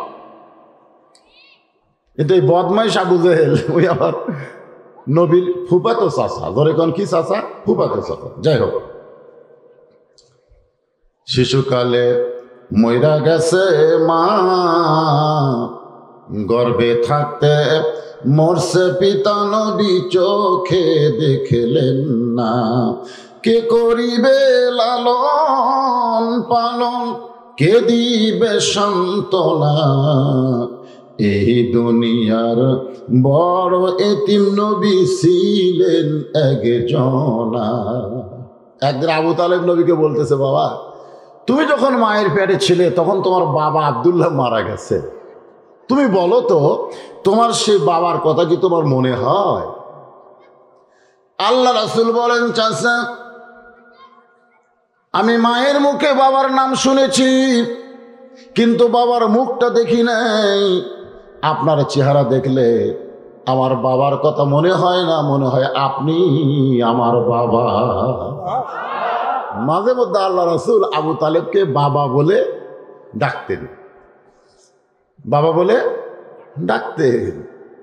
সেই চাচা মৃত্যুবরণ করতেছে। আল্লাহ বলেছেন লা তামুতুন্না, মৃত্যুবরণ করো না ইল্লা ওয়া আনতুম মুসলিমুন। নবী একেবারে শেষ চেষ্টা, একেবারে তারপর আর কোনো চেষ্টা নেই। এ পর্যন্ত শতবার চাচা কলেমার দাওয়াত দিয়েছে কিন্তু গ্রহণ করেনি। তো মরার সময় গিয়ে বলতেছে, চাচা একটা বার, বেশি বার বলা দরকার নাই, খালি একবার। এই বাচ্চারাই তোমরা কেউ ওয়াজ শুনবে, খালি পাগড়ি পরে তো সেই চাই দেবো, চাল ই আবার ওই দিক হয়ে আছে কেন? আসলে এই ছোট ছোট বাচ্চারা, এরকে তো ওয়াজ শোনার কোনো দরকার নেই, এদের নিয়ে আইছে কে? হ্যাঁ, এরা নিজেরাই একটা করে ওয়াজ, হ্যাঁ এরা নিজেরাই ওয়াজ। এই কচি মাসুম বাচ্চারা, এরা কোনো সময় অপবিত্র থাকে না, সব সময় পবিত্র। ধরে কোন সব সময় এরকম অপবিত্র একটা সেকেন্ড, যতক্ষণ পেশাব পায়খানা করে ওই সময় অপবিত্র অবস্থায় কাম করতেছে। অপবিত্র না, অপবিত্র জিনিস বার করতেছে। ধরে কোন ঠিক কিনা? বার করা মাত্রই পরিষ্কার করে আবার উজু করে। সব সময় কোরআনের সঙ্গে যে বাচ্চারা সম্পর্ক রাখছে তাদের আবার ওয়াজ শোনা লাগে। এই পাগলারা একেবারে সামনে কাতার বসে গেছে সব কটা। একেবারে আমার চেহারার দিকে তাকা তাকে যদি শুনবার পারো তাহলে থাকো, না হলে কিন্তু সরে যাওয়া লাগবে। হ্যাঁ, আমার দিকে তাকা থাকো।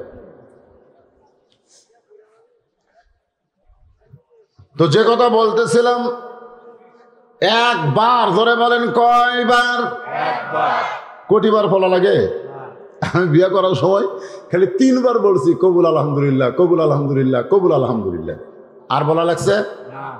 আমার বিয়ের বয়স মনে করেন 91 সালে বিয়ে করছি, এখন চলতেছে 22 সাল। এই যে 32 বছরে আমি আর কোনোদিন কবুল আলহামদুলিল্লাহ কইনি।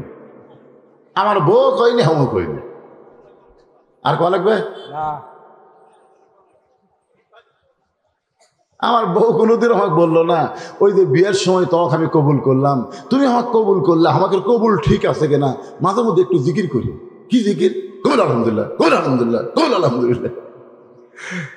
আমি কইলাম পাগলি, একবার কবুল বলে স্বামী যা বলে বউ যদি তাই শোনে, আর বউ যা চায় স্বামী যদি তাই দেয়, তাহলে নতুন করে কবুল করা লাগবে না, এক কবুল মরা পর্যন্ত টিকে থাকবে। তোর কোন কথা ঠিক কি না? তাহলে কয়বার পড়া লাগবে? লা ইলাহা ইল্লাল্লাহু মুহাম্মাদুর রাসূলুল্লাহ। ইকরার বিল লিসান, জবানে বলতে হবে।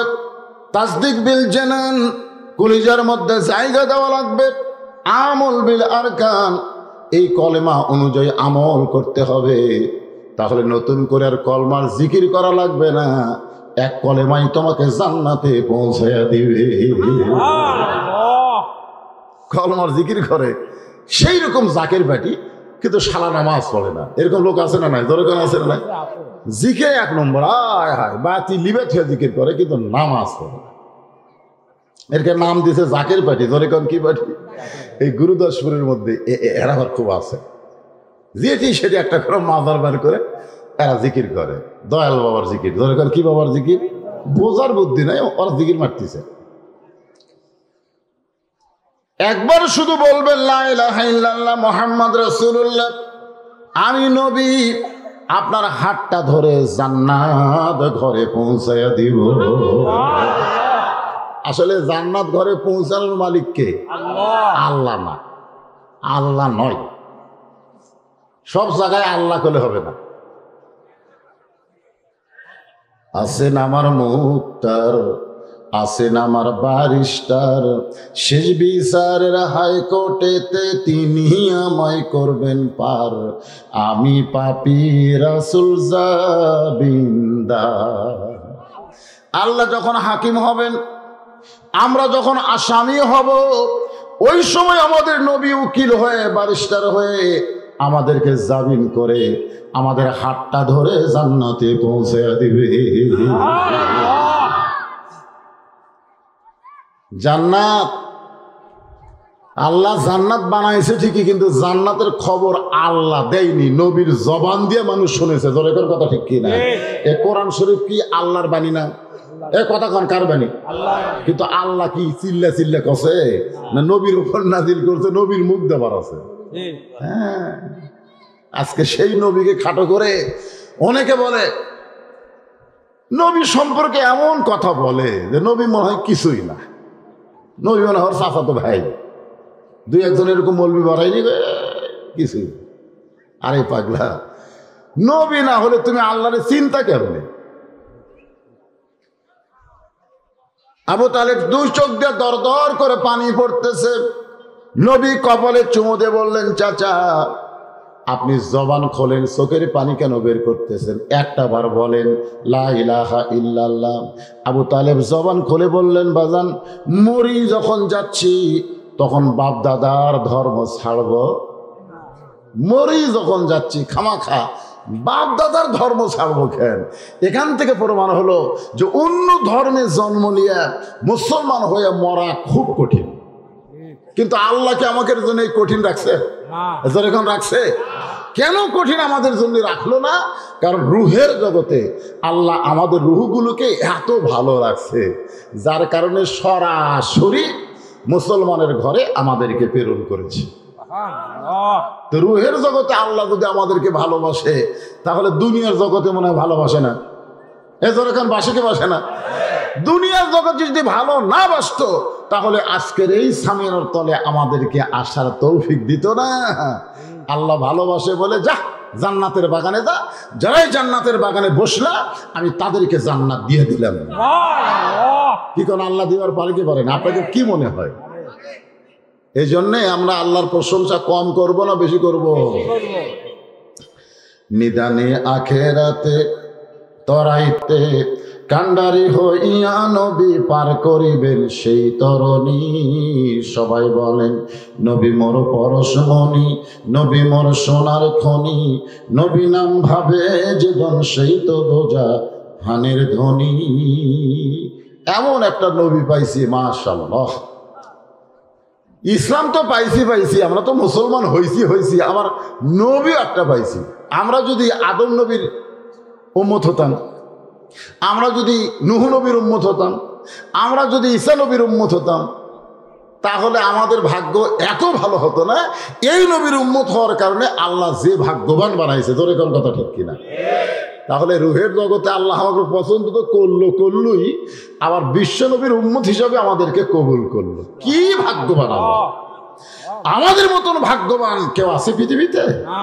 এত সুন্দর ভাগ্য যে আল্লাহ আমাদেরকে দিয়ে বললেন কুনতুম খায়রা উম্মাত উখরিজাত লিন-নাস তা'মুরুনা বিল মা'রুফি ওয়া তানহাউনা আনিল মুনকার।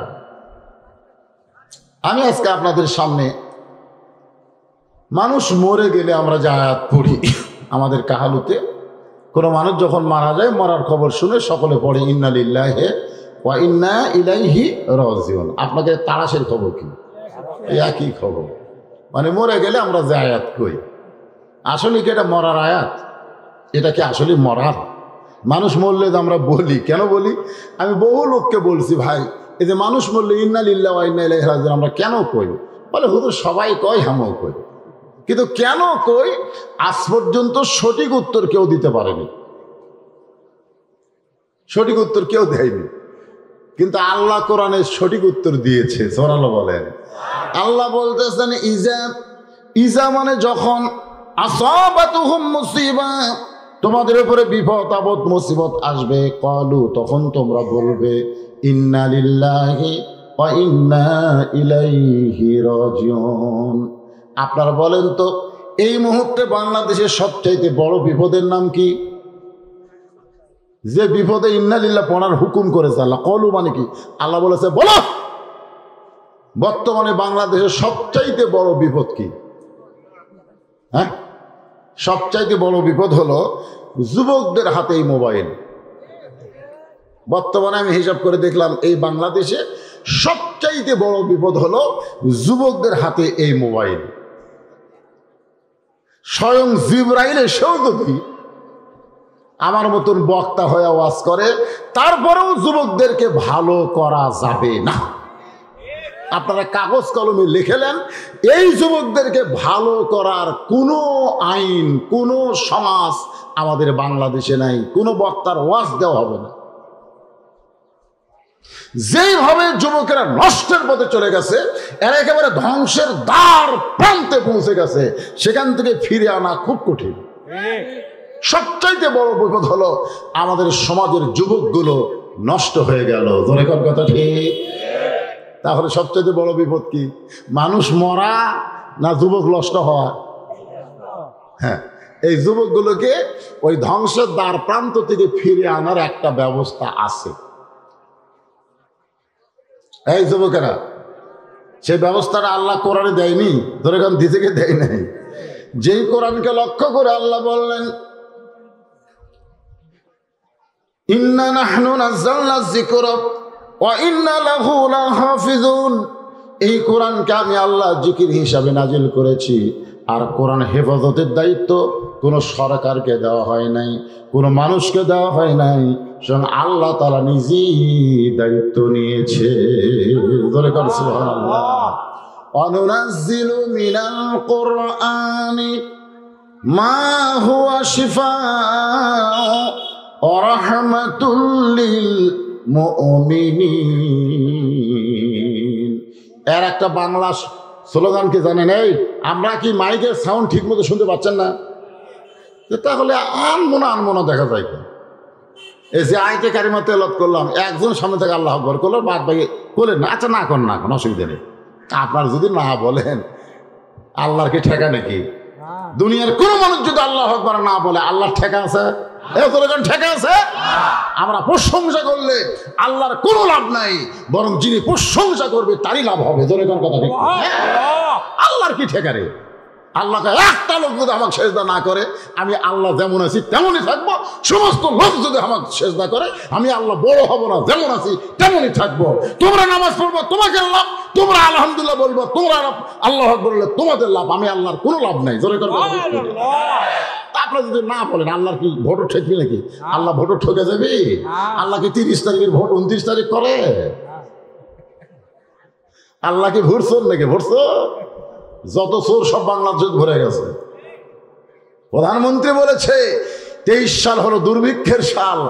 আমি বলতেছি 23 সাল দুর্ভিক্ষের বছর নয়, 23 সাল হবে পরিবর্তনের বছর। ধরে কোন কথা ঠিক কিনা?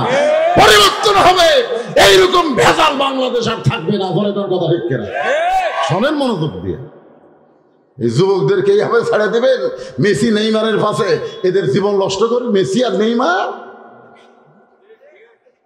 আমার এলাকায় 200 হাত ব্রাজিলের পতাকা বানাইছে। আর্জেন্টিনা সাপোর্টার কয়, ব্রাজিলের যারা কয় আমরা বানাবো 300 হাত। দোকানদার কয় আমার এত কাপড় নাই, তুই বায়না দে। কত বড় পাগল শালারা যে মেসি বাংলাদেশের নামই শোনেনি। এক সাংবাদিক মেসি জিজ্ঞাসা করছিল যে বাংলাদেশের কোটি কোটি তোমার ভক্ত আছে, তো মেসি কয় বাংলাদেশ কি? সাংবাদিক চমকার কয় বাংলাদেশ একটা দেশ। তো মেসি কয় কোন জায়গা? তো মানচিত্র নিয়ে যাচ্ছে, তো গোল একটা মানচিত্র নেই, মেসির সামনে ঘুরে কিন্তু বাংলাদেশ আর পারাই না। অনেকক্ষণ পরে এই লোক ঠেকানোর মতন একটা জায়গা, খালি ব লেখা আছে, খালি খালি বি লেখা আছে, গোটা বাংলাদেশ লেখা নেই। তো বলতেছে এই বাংলাদেশের কোটি কোটি জনগণ আপনাকে মহব্বত করে ভালোবাসে। মেসি কয় আমি চিনি না। হাই রে যুবকেরা, তোমাকে দেশক যে মেসি চিনে না, আর তার জন্য তোমরা পাগল হয়ে গেছো। রাসূল বলেছেন মান তাশাব্বাহা বিকওমিন ফাহুয়া মিনহুম। যেই জাতকে যে অনুসরণ করবে, যেই জাতকে যে মহব্বত করবে, ওই জাতির সঙ্গে ওর হাসর নাসর হবে। তোমরা জানো আর্জেন্টিনায় আযান দেওয়া যায় না, আর্জেন্টিনায় নামাজ পড়া যায় না, আর্জেন্টিনা মুসলমানের সবচেয়ে বড় শত্রু।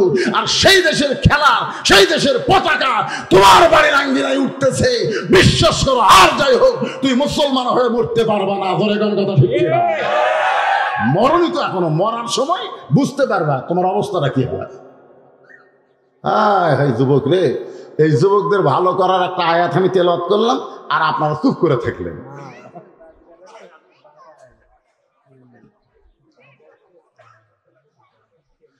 আয়াতটা আরেকবার পড়ি। হ্যাঁ কে বাবা, যুবকেরা মন খারাপ করিস না রে, আমি বুড়া হয়ে যাচ্ছি, তোদেরকে জান্নাতে নিয়ে যাওয়ার একটা চেষ্টা আছে বাদান। হায় হায় রে,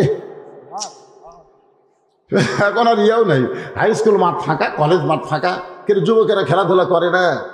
হুজুর যুবক যদি দেখ পারতাম গাছতলার যাও। হায় হায়, যা দেখি 15-16 জন যুবক মোনাজাত করতেছে এরকম।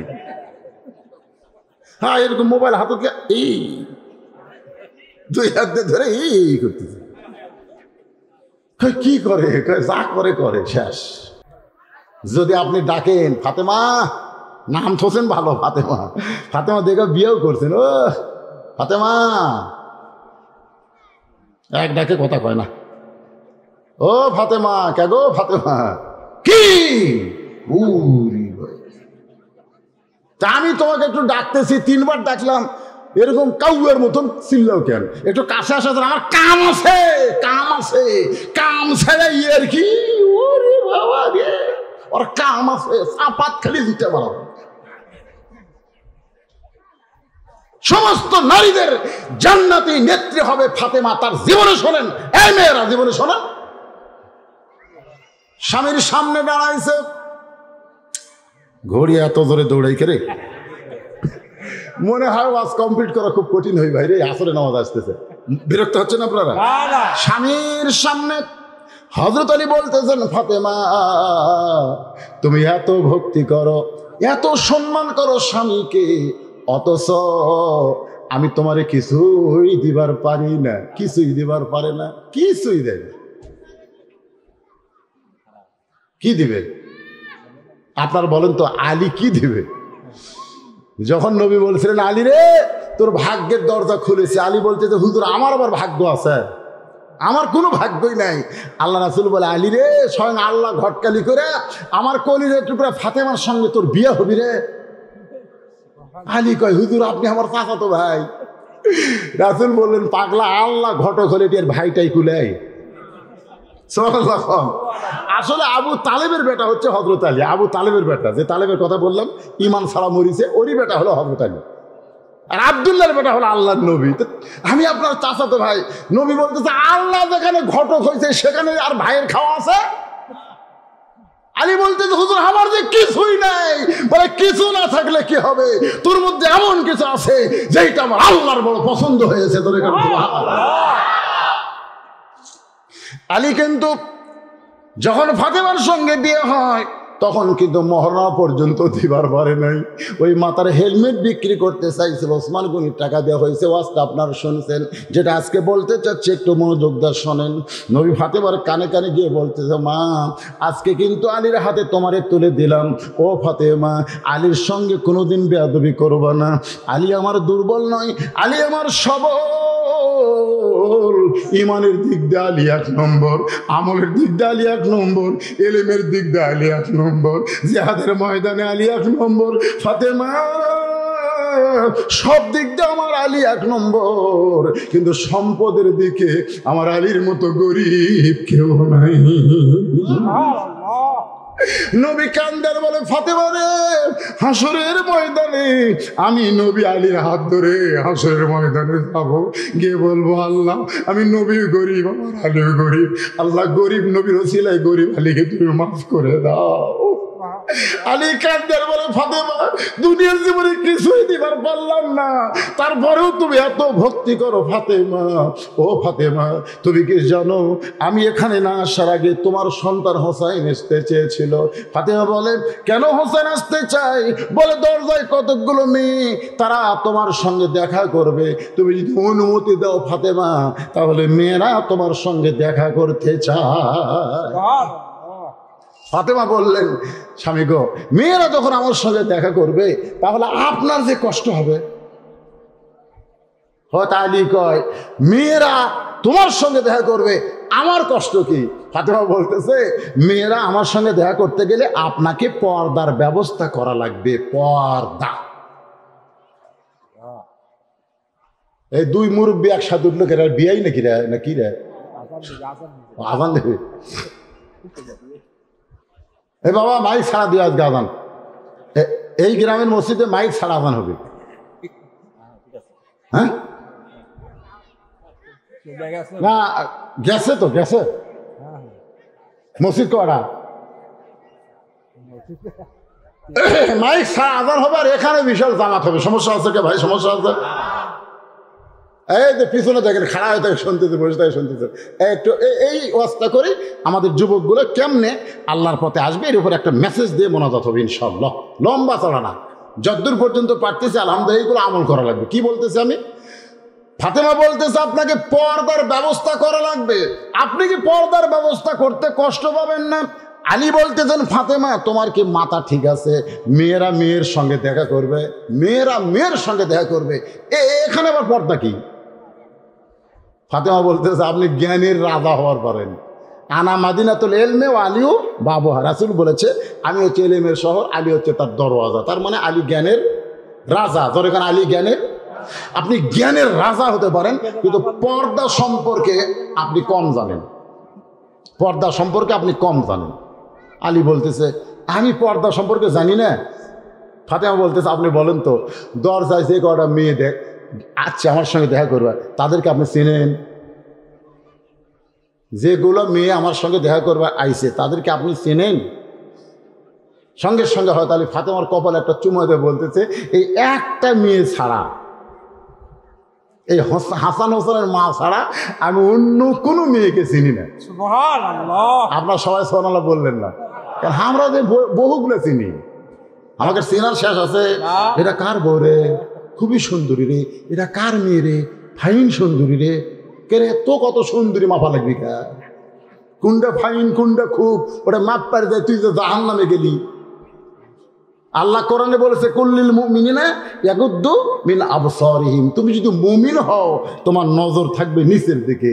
আলী বলতেছে ফাতেমা এই একজন ছাড়া, তুই তোলে হাত দিয়ে বলতেছে এই একটা ছাড়া দুনিয়ার কোনো মেয়েকে আমি চিনি না। সুবহানাল্লাহ। কারণ আল্লাহর আইন হলো নিচের দিকে তাকায় তাকায় হাঁটা লাগবে। কে কেমন সেটা কি আমি দেখতে পারবো? এখানে একজনই কি প্রাণ ভরে দেখি, সেটা হলো তুমি। ফাতেমা একটা সময় দেখো, এই জন্যই তো আপনি আমার স্বামী। ধরে কারণ সুবহানাল্লাহ। তাহলে আপনি চিনেন না ওই মেয়েদের মধ্যে যদি একজন বেপর্দা নারী থাকে, ওই যে মেয়েগুলো আমার সঙ্গে দেখা করবার আইছে, ওই মেয়েদের মধ্যে যদি একজন বেপর্দা নারী থাকে, ওই বেপর্দা নারী যদি পুরুষের কাছে গিয়ে কোনো সময় বলে ফাতেমার চোখের ভুরু এইরকম, আমি দেখাইলাম ফাতেমার গায়ের রং এইরকম, ফাতেমার মুখের সাইজ দাঁতের সাইজ এইরকম, যদিও কোনো পুরুষ আমাকে দেখলো না, কিন্তু ওই বেপর্দা নারীর কারণে অন্য পুরুষ ফাতেমা রূপের খবর পাইল, ওগো স্বামী আমি এমন পর্দা নিশি, আমি ফাতেমা আমার স্বামী ছাড়া অন্য কারো কাছে পর্দাহারা হবার চাই না। স্বামী গো, গভীর রাত্রে মরে যাব, গভীর রাত্রে আমাকে কবর দেবেন। ওকে স্বামী, কবর দেওয়ার পর আমার কবরের খবর কাউকে দিবেন না। গভীর রাত্রে কবরে মাটি দেওয়ার পরে আলী বলতেছে আল্লাহ আমার ফাতেমাকে দুনিয়াতে কিছুই দিবার পারলাম না, আজকে গভীর রাত্রে কবর দিয়ে তোমার কাছে হাত তুলেছি, তুমি একটু রাজি হয়ে যাও। যেই দোয়া করে কবরের দিকে তাকায়, সামনে কয়েকটা পুরাতন কবর দেখতে পায়। এই মাত্র ফাতেমার কবর নিজের হাতে আলী দিয়েছে, সেই কবর আর নাই। পুরা জান্নাতুল বাকি দৌড়ে আর বলে ফাতেমার কবর, ফাতেমার কবর কোথায় রে? এখনই যেই কবরে মাটি দিলাম সেই কবর কোথায় রে? কে যেন গায়ের থেকে বলে আলী আমার ফাতেমা পর্দা ঋষি, আমি আল্লাহ জোহরা ডিগ্রি দিয়া ফাতেমার কবরকে কিয়ামত পর্যন্ত পর্দা করেছি। আল্লাহ রাসূল বলে খাদিজা শুধুমাত্র পর্দার কারণে আল্লাহ ফাতেমাকে খাতুনে জান্নাত ডিগ্রি দিয়েছে। কেউ দেখেনি রে। আজ আমার মায়েরা বোনেরা যারা পর্দার অন্তর আছেন, নামাজ যদি কমও পড়েন, রোজা যদি কমও করেন, দান সাদকা যদি কমও করেন, কিন্তু পর্দার ব্যাপারে কোনো কমতি চলবে না। ধরে কর কথা ঠিক কিনা? কোনো কমতি চলবে না। মা ও মা, আপনারা কি এই বিলের মধ্যে কাম কাজ করেন নাকি? মেয়ে মানুষেরা কাম কাজ করে নাকি? আমি মরদদের বলবো মেয়েদের দিয়ে কাম করাই নেবেন না ইনশাল্লাহ। না করে কি রে? করে কি? করবে না। আজকেরও আসার পরে কাম করবে মেয়েরা ইনশাল্লাহ। যুবকেরা, বাবা যুবকেরা, তোমাদের জন্য মেসেজ হলো, তোমরা এই মোবাইল, এই যে মোবাইল ইউজ করতেছ, এই মোবাইলে তোমাদের কি কি ক্ষতি হবে? 1 নম্বর ক্ষতি হলো তোমরা অকালে কানা হবে। যেরকম কি হবে? কানা হবে, কানা। 2 নম্বর ক্ষতি হলো তোমাদের বউ পরকিয়া করবে, কারণ তোমাদের বউ ঠিক মতো থাকবে না, তুই নষ্ট হয়ে যাবে। চোখের সাথে নিজের যৌবনের একটা সম্পর্ক থাকে, ওটাও চলে যাবে। এই জন্য অনুরোধ করতেছি যুবকেরা, বাজান মোবাইল তুমি যদি খুব ইউজ করবার চাও তাহলে ফেসবুকে আলেম ওলামাদেরকে বন্ধু বানাও। কিছু ওয়াজ নসিহত আছে যেগুলো ওয়াজ সবগুলো ফেসবুকে ইউটিউবে যায়, এগুলো দেখো, নিয়ম মতো দেখো, নিয়ম মানো। তোমার প্রত্যেকটা ধাপ মৃত্যুর দিকে চলে যাচ্ছে। জোরে কোন কথা ঠিক কিনা? মনে করো না যে বদরুল রশিদ বুড়া হয়ে গেছে, আগে মরবি আর আমি জোয়ান তাকড়া পরে মরবো, এটা মনে করো না। কারণ মৃত্যু কখনকার হবে এটা স্বয়ং রাসূলও বলতে পারেনি। জোরে কোন কথা ঠিক কিনা? এই জন্য আমরা সবাই মৃত্যুকে সামনে নিয়ে আজকে যতদূর আলোচনা হলো, এই যুবকদের মাহফিলকে আল্লাহ কবুল করুক, আল্লাহ তাআলা আমাদের সকলকে মাফ করুক। আস্তাগফিরুল্লাহ রাব্বি মিন কুল্লি যামবি ওয়া তুবু ইলাইহি লা হাওলা ওয়ালা কুওয়াতা ইল্লা বিল্লাহিল আলিয়্যিল আযীম। আল্লাহুম্মা আমিন। আল্লাহুম্মা আনতাস সালাম ওয়া মিনকাস সালাম তাবারাকতা ইয়া যাল জালালি ওয়াল ইকরাম। আয় আল্লাহ তাআলা, এই যে কোনোদিন আসে নাই, ধাপকে দুনিয়া ধাপ পাড়া তোমার যুবকেরা দিনের বেলায় মাহফিল করলো। আল্লাহ, দিনের বেলায় এত মানুষ, মাহফিলের প্যান্ডেলে জায়গা হয় নাই, বাহিরের ওদের মধ্যে বসে বসে ডালায় ঘন্টার পর ঘন্টা আল্লাহ তারা আলোচনা শোনে। আসরের নামাজের সময়, আল্লাহ বড় ফজিলতের সময়, রহমতের দরজায় আমি গুনাহগারের সঙ্গে দুখানা হাত তুলেছে। মেহেরবানি করে আজকের মাহফিল আমাদের সকলের হেদায়েতের জন্যে, নাজাতের জন্যে, জান্নাতের জন্যে কবুল করো। এই মাহফিলের শুরু থেকে শেষ পর্যন্ত যত আলোচনা হয়েছে আল্লাহ, এর মধ্যে যদি ত্রুটি হয় মাফ করে দাও আল্লাহ, যা হাদিয়া মঞ্জুর করো। মদিনা, সোনার মদিনায় নবী পাকের রওজা মুবারকে আল্লাহ কবুল করে নাও। তামাম আম্বিয়ায়ে কেরাম, আসহাবে কেরাম, উম্মাহাতুল মুমিনিন, শহীদ শহীদান, জান্নাতুল বাকি, জান্নাতুল মাওয়া সহ পৃথিবীর যত গোরস্থানে, এই ধাপ পাড়া গোরস্থান সহ যত গোরস্থানে মুর্দা শুয়ে আছে আল্লাহ, সকলের কবরকে জান্নাতের টুকরা কবুল করে নাও। আল্লাহ তাআলা আমরা যারা হাত তুলেছি ভাইজান, একটু চোখ বন্ধ করে দেখেন তো আমাদের মধ্যে কার মা দুনিয়ার বুকে জীবিত নাই? ছোট্ট একটা শব্দ মা, এই মায়ের মধ্যে যে কি মধু, যাদের মা নাই তারাই বুঝতেছে। মায়ের এক ফোঁটা দুধের দাম, কাটিলে গায়েরই চাম, পর জুতা বানাইলেও ঋণের শোধ হবে না, এমন দরদি ভাবে কেউ হবে না আমার মা গো। আল্লাহ, যাদের মা কবরে গেছে আল্লাহ মাকে জান্নাত দাও আল্লাহ। বাবার বাড়ি ঘর সবই আছে, আমি সহ আমরা যারা বাবা হার ইতিম হয়ে গেছে আল্লাহ, বাবার কবরকে জান্নাতের টুকরা বানাও। আজকের মাহফিলের যারা সর্বাত্মক সহযোগিতা করে, মুরব্বীরা স্টেজের উপরে আছে, অনেক মাহফিলে মুরব্বীরা বসে আছে আল্লাহ, এই যুবকদেরকে উৎসাহ দিয়েছে আল্লাহ, যুবকদেরকে সহযোগিতা করেছে আল্লাহ, এই মুরব্বীগুলোকে হয়তো আওয়াজ করে দিয়ে আল্লাহর সঙ্গে জান্নাতে কবুল করো আল্লাহ। আজকের মাহফিলের সভাপতি, সহসভাপতি, মাহফিলের সুধীজন, অতিথিবৃন্দ সকলকে কবুল করে, আলেম আমাদের কবুল করো আল্লাহ। আল্লাহ, যেই যুবকেরা এই বিলের ভিতরে কষ্ট করে মেহনত করে হাজার হাজার টাকা খরচ করে দিনের বেলা জান্নাতের বাগান লাগাইছে আল্লাহ, এই যুবকগুলোর জন্য আমরা দোয়া করে আল্লাহ যেন তাদেরকে 5 ওয়াক্ত নামাজি হিসাবে কবুল করে, সকলে বলে আমিন। এই যুবকগুলো যেগুলো ব্যবসা বাণিজ্য করে, খেতে খামারে কাজ কাম করে, একজন আমাকে বললো হুজুর আমরা কিন্তু মোটর সাইকেল ভাড়াতে চালাই, 4 জন পর্যন্ত তোলে, এই রাস্তায় বলে 4 জন তোলে, আমার মাথা কাঁপে, কিভাবে চলে যুবকগুলো আল্লাহ, এই গাড়িগুলো নিয়ে চলাফেরা করে আল্লাহ, এদেরকে হেফাজত করে এক্সিডেন্টের হাত থেকে হেফাজত করো আল্লাহ। আল্লাহ, এই ধাপের উপরে রহমত বরকতের দরজা খুলে দাও আল্লাহ, আর কোনোদিন হয়তো আসতে পারবো না আল্লাহ, আমি গুনাহগার বলে দোয়া ফিরাই দিও না আল্লাহ, যার 2 খানা পছন্দ করো সেই 2 হাতের উসিলায় আজকের গোটা মাহফিলকে আল্লাহ তুমি কবুল করো। আমার মা বোনেরা মনে কষ্ট নিয়েন না মা, আপনাদের বিরুদ্ধে ওয়াজ করিনি মা, কয়দিনের দুনিয়া। মা ফাতেমার চরিত্রকে গ্রহণ করো, স্বামীর সেবা করেন, মা পর্দার মধ্যে থাকেন, আল্লাহ তাআলা ফাতেমার নেতৃত্বে আপনাদেরকে জান্নাত দিয়ে দিবে। আমি সহ আমরা যারা অসুস্থ আছি আল্লাহ সুস্থ করে দাও, অবকে মোচন করে দাও, বিলের মধ্যে যে ফসলগুলো হয় ফসলে বরকত দিয়ে দিও আল্লাহ। আল্লাহ আল্লাহ সকলকে কবুল করে নাও আল্লাহ। আল্লাহ আল্লাহ, বাংলাদেশের প্রতি রহম করো। আজকে যারা মাজলুম, যাদের প্রতি জুলুম করা হচ্ছে, জেল জুলুমের অত্যাচার, আজকে অনেক আলেম ওলামা আল্লাহ জেলখানায়, আল্লাহ খাস করে তাদের প্রতি রহম করো, তাদের মুক্তির ব্যবস্থা করে দাও আল্লাহ। আল্লাহ, কোরআনের ফাঁকিগুলোকে আবার কোরআনের ময়দানে ফিরিয়ে দাও আল্লাহ। আল্লাহ আল্লাহ, ময়না পাখি আল্লাহ কথা বলে, খাঁচাই বন্দি করে রাখছে, আর কাওয়া সারাদিন কা কা করে, এর বন্দি করেন আল্লাহ। আজকে কোরআনের ময়না পাখিগুলোকে আবার তুমি খাঁচামুক্ত করে দাও আল্লাহ। সুবহানা রাব্বিকা রব্বিল ইজ্জাতি আম্মা ইয়াসিফুন ওয়া সালামুন আলাল মুরসালিন ওয়ালহামদুলিল্লাহি রাব্বিল আলামিন। ওয়াজাল আখিরা কালামিনা ইনদাল মাউতি লা ইলাহা ইল্লাল্লাহু মুহাম্মাদুর রাসূলুল্লাহ।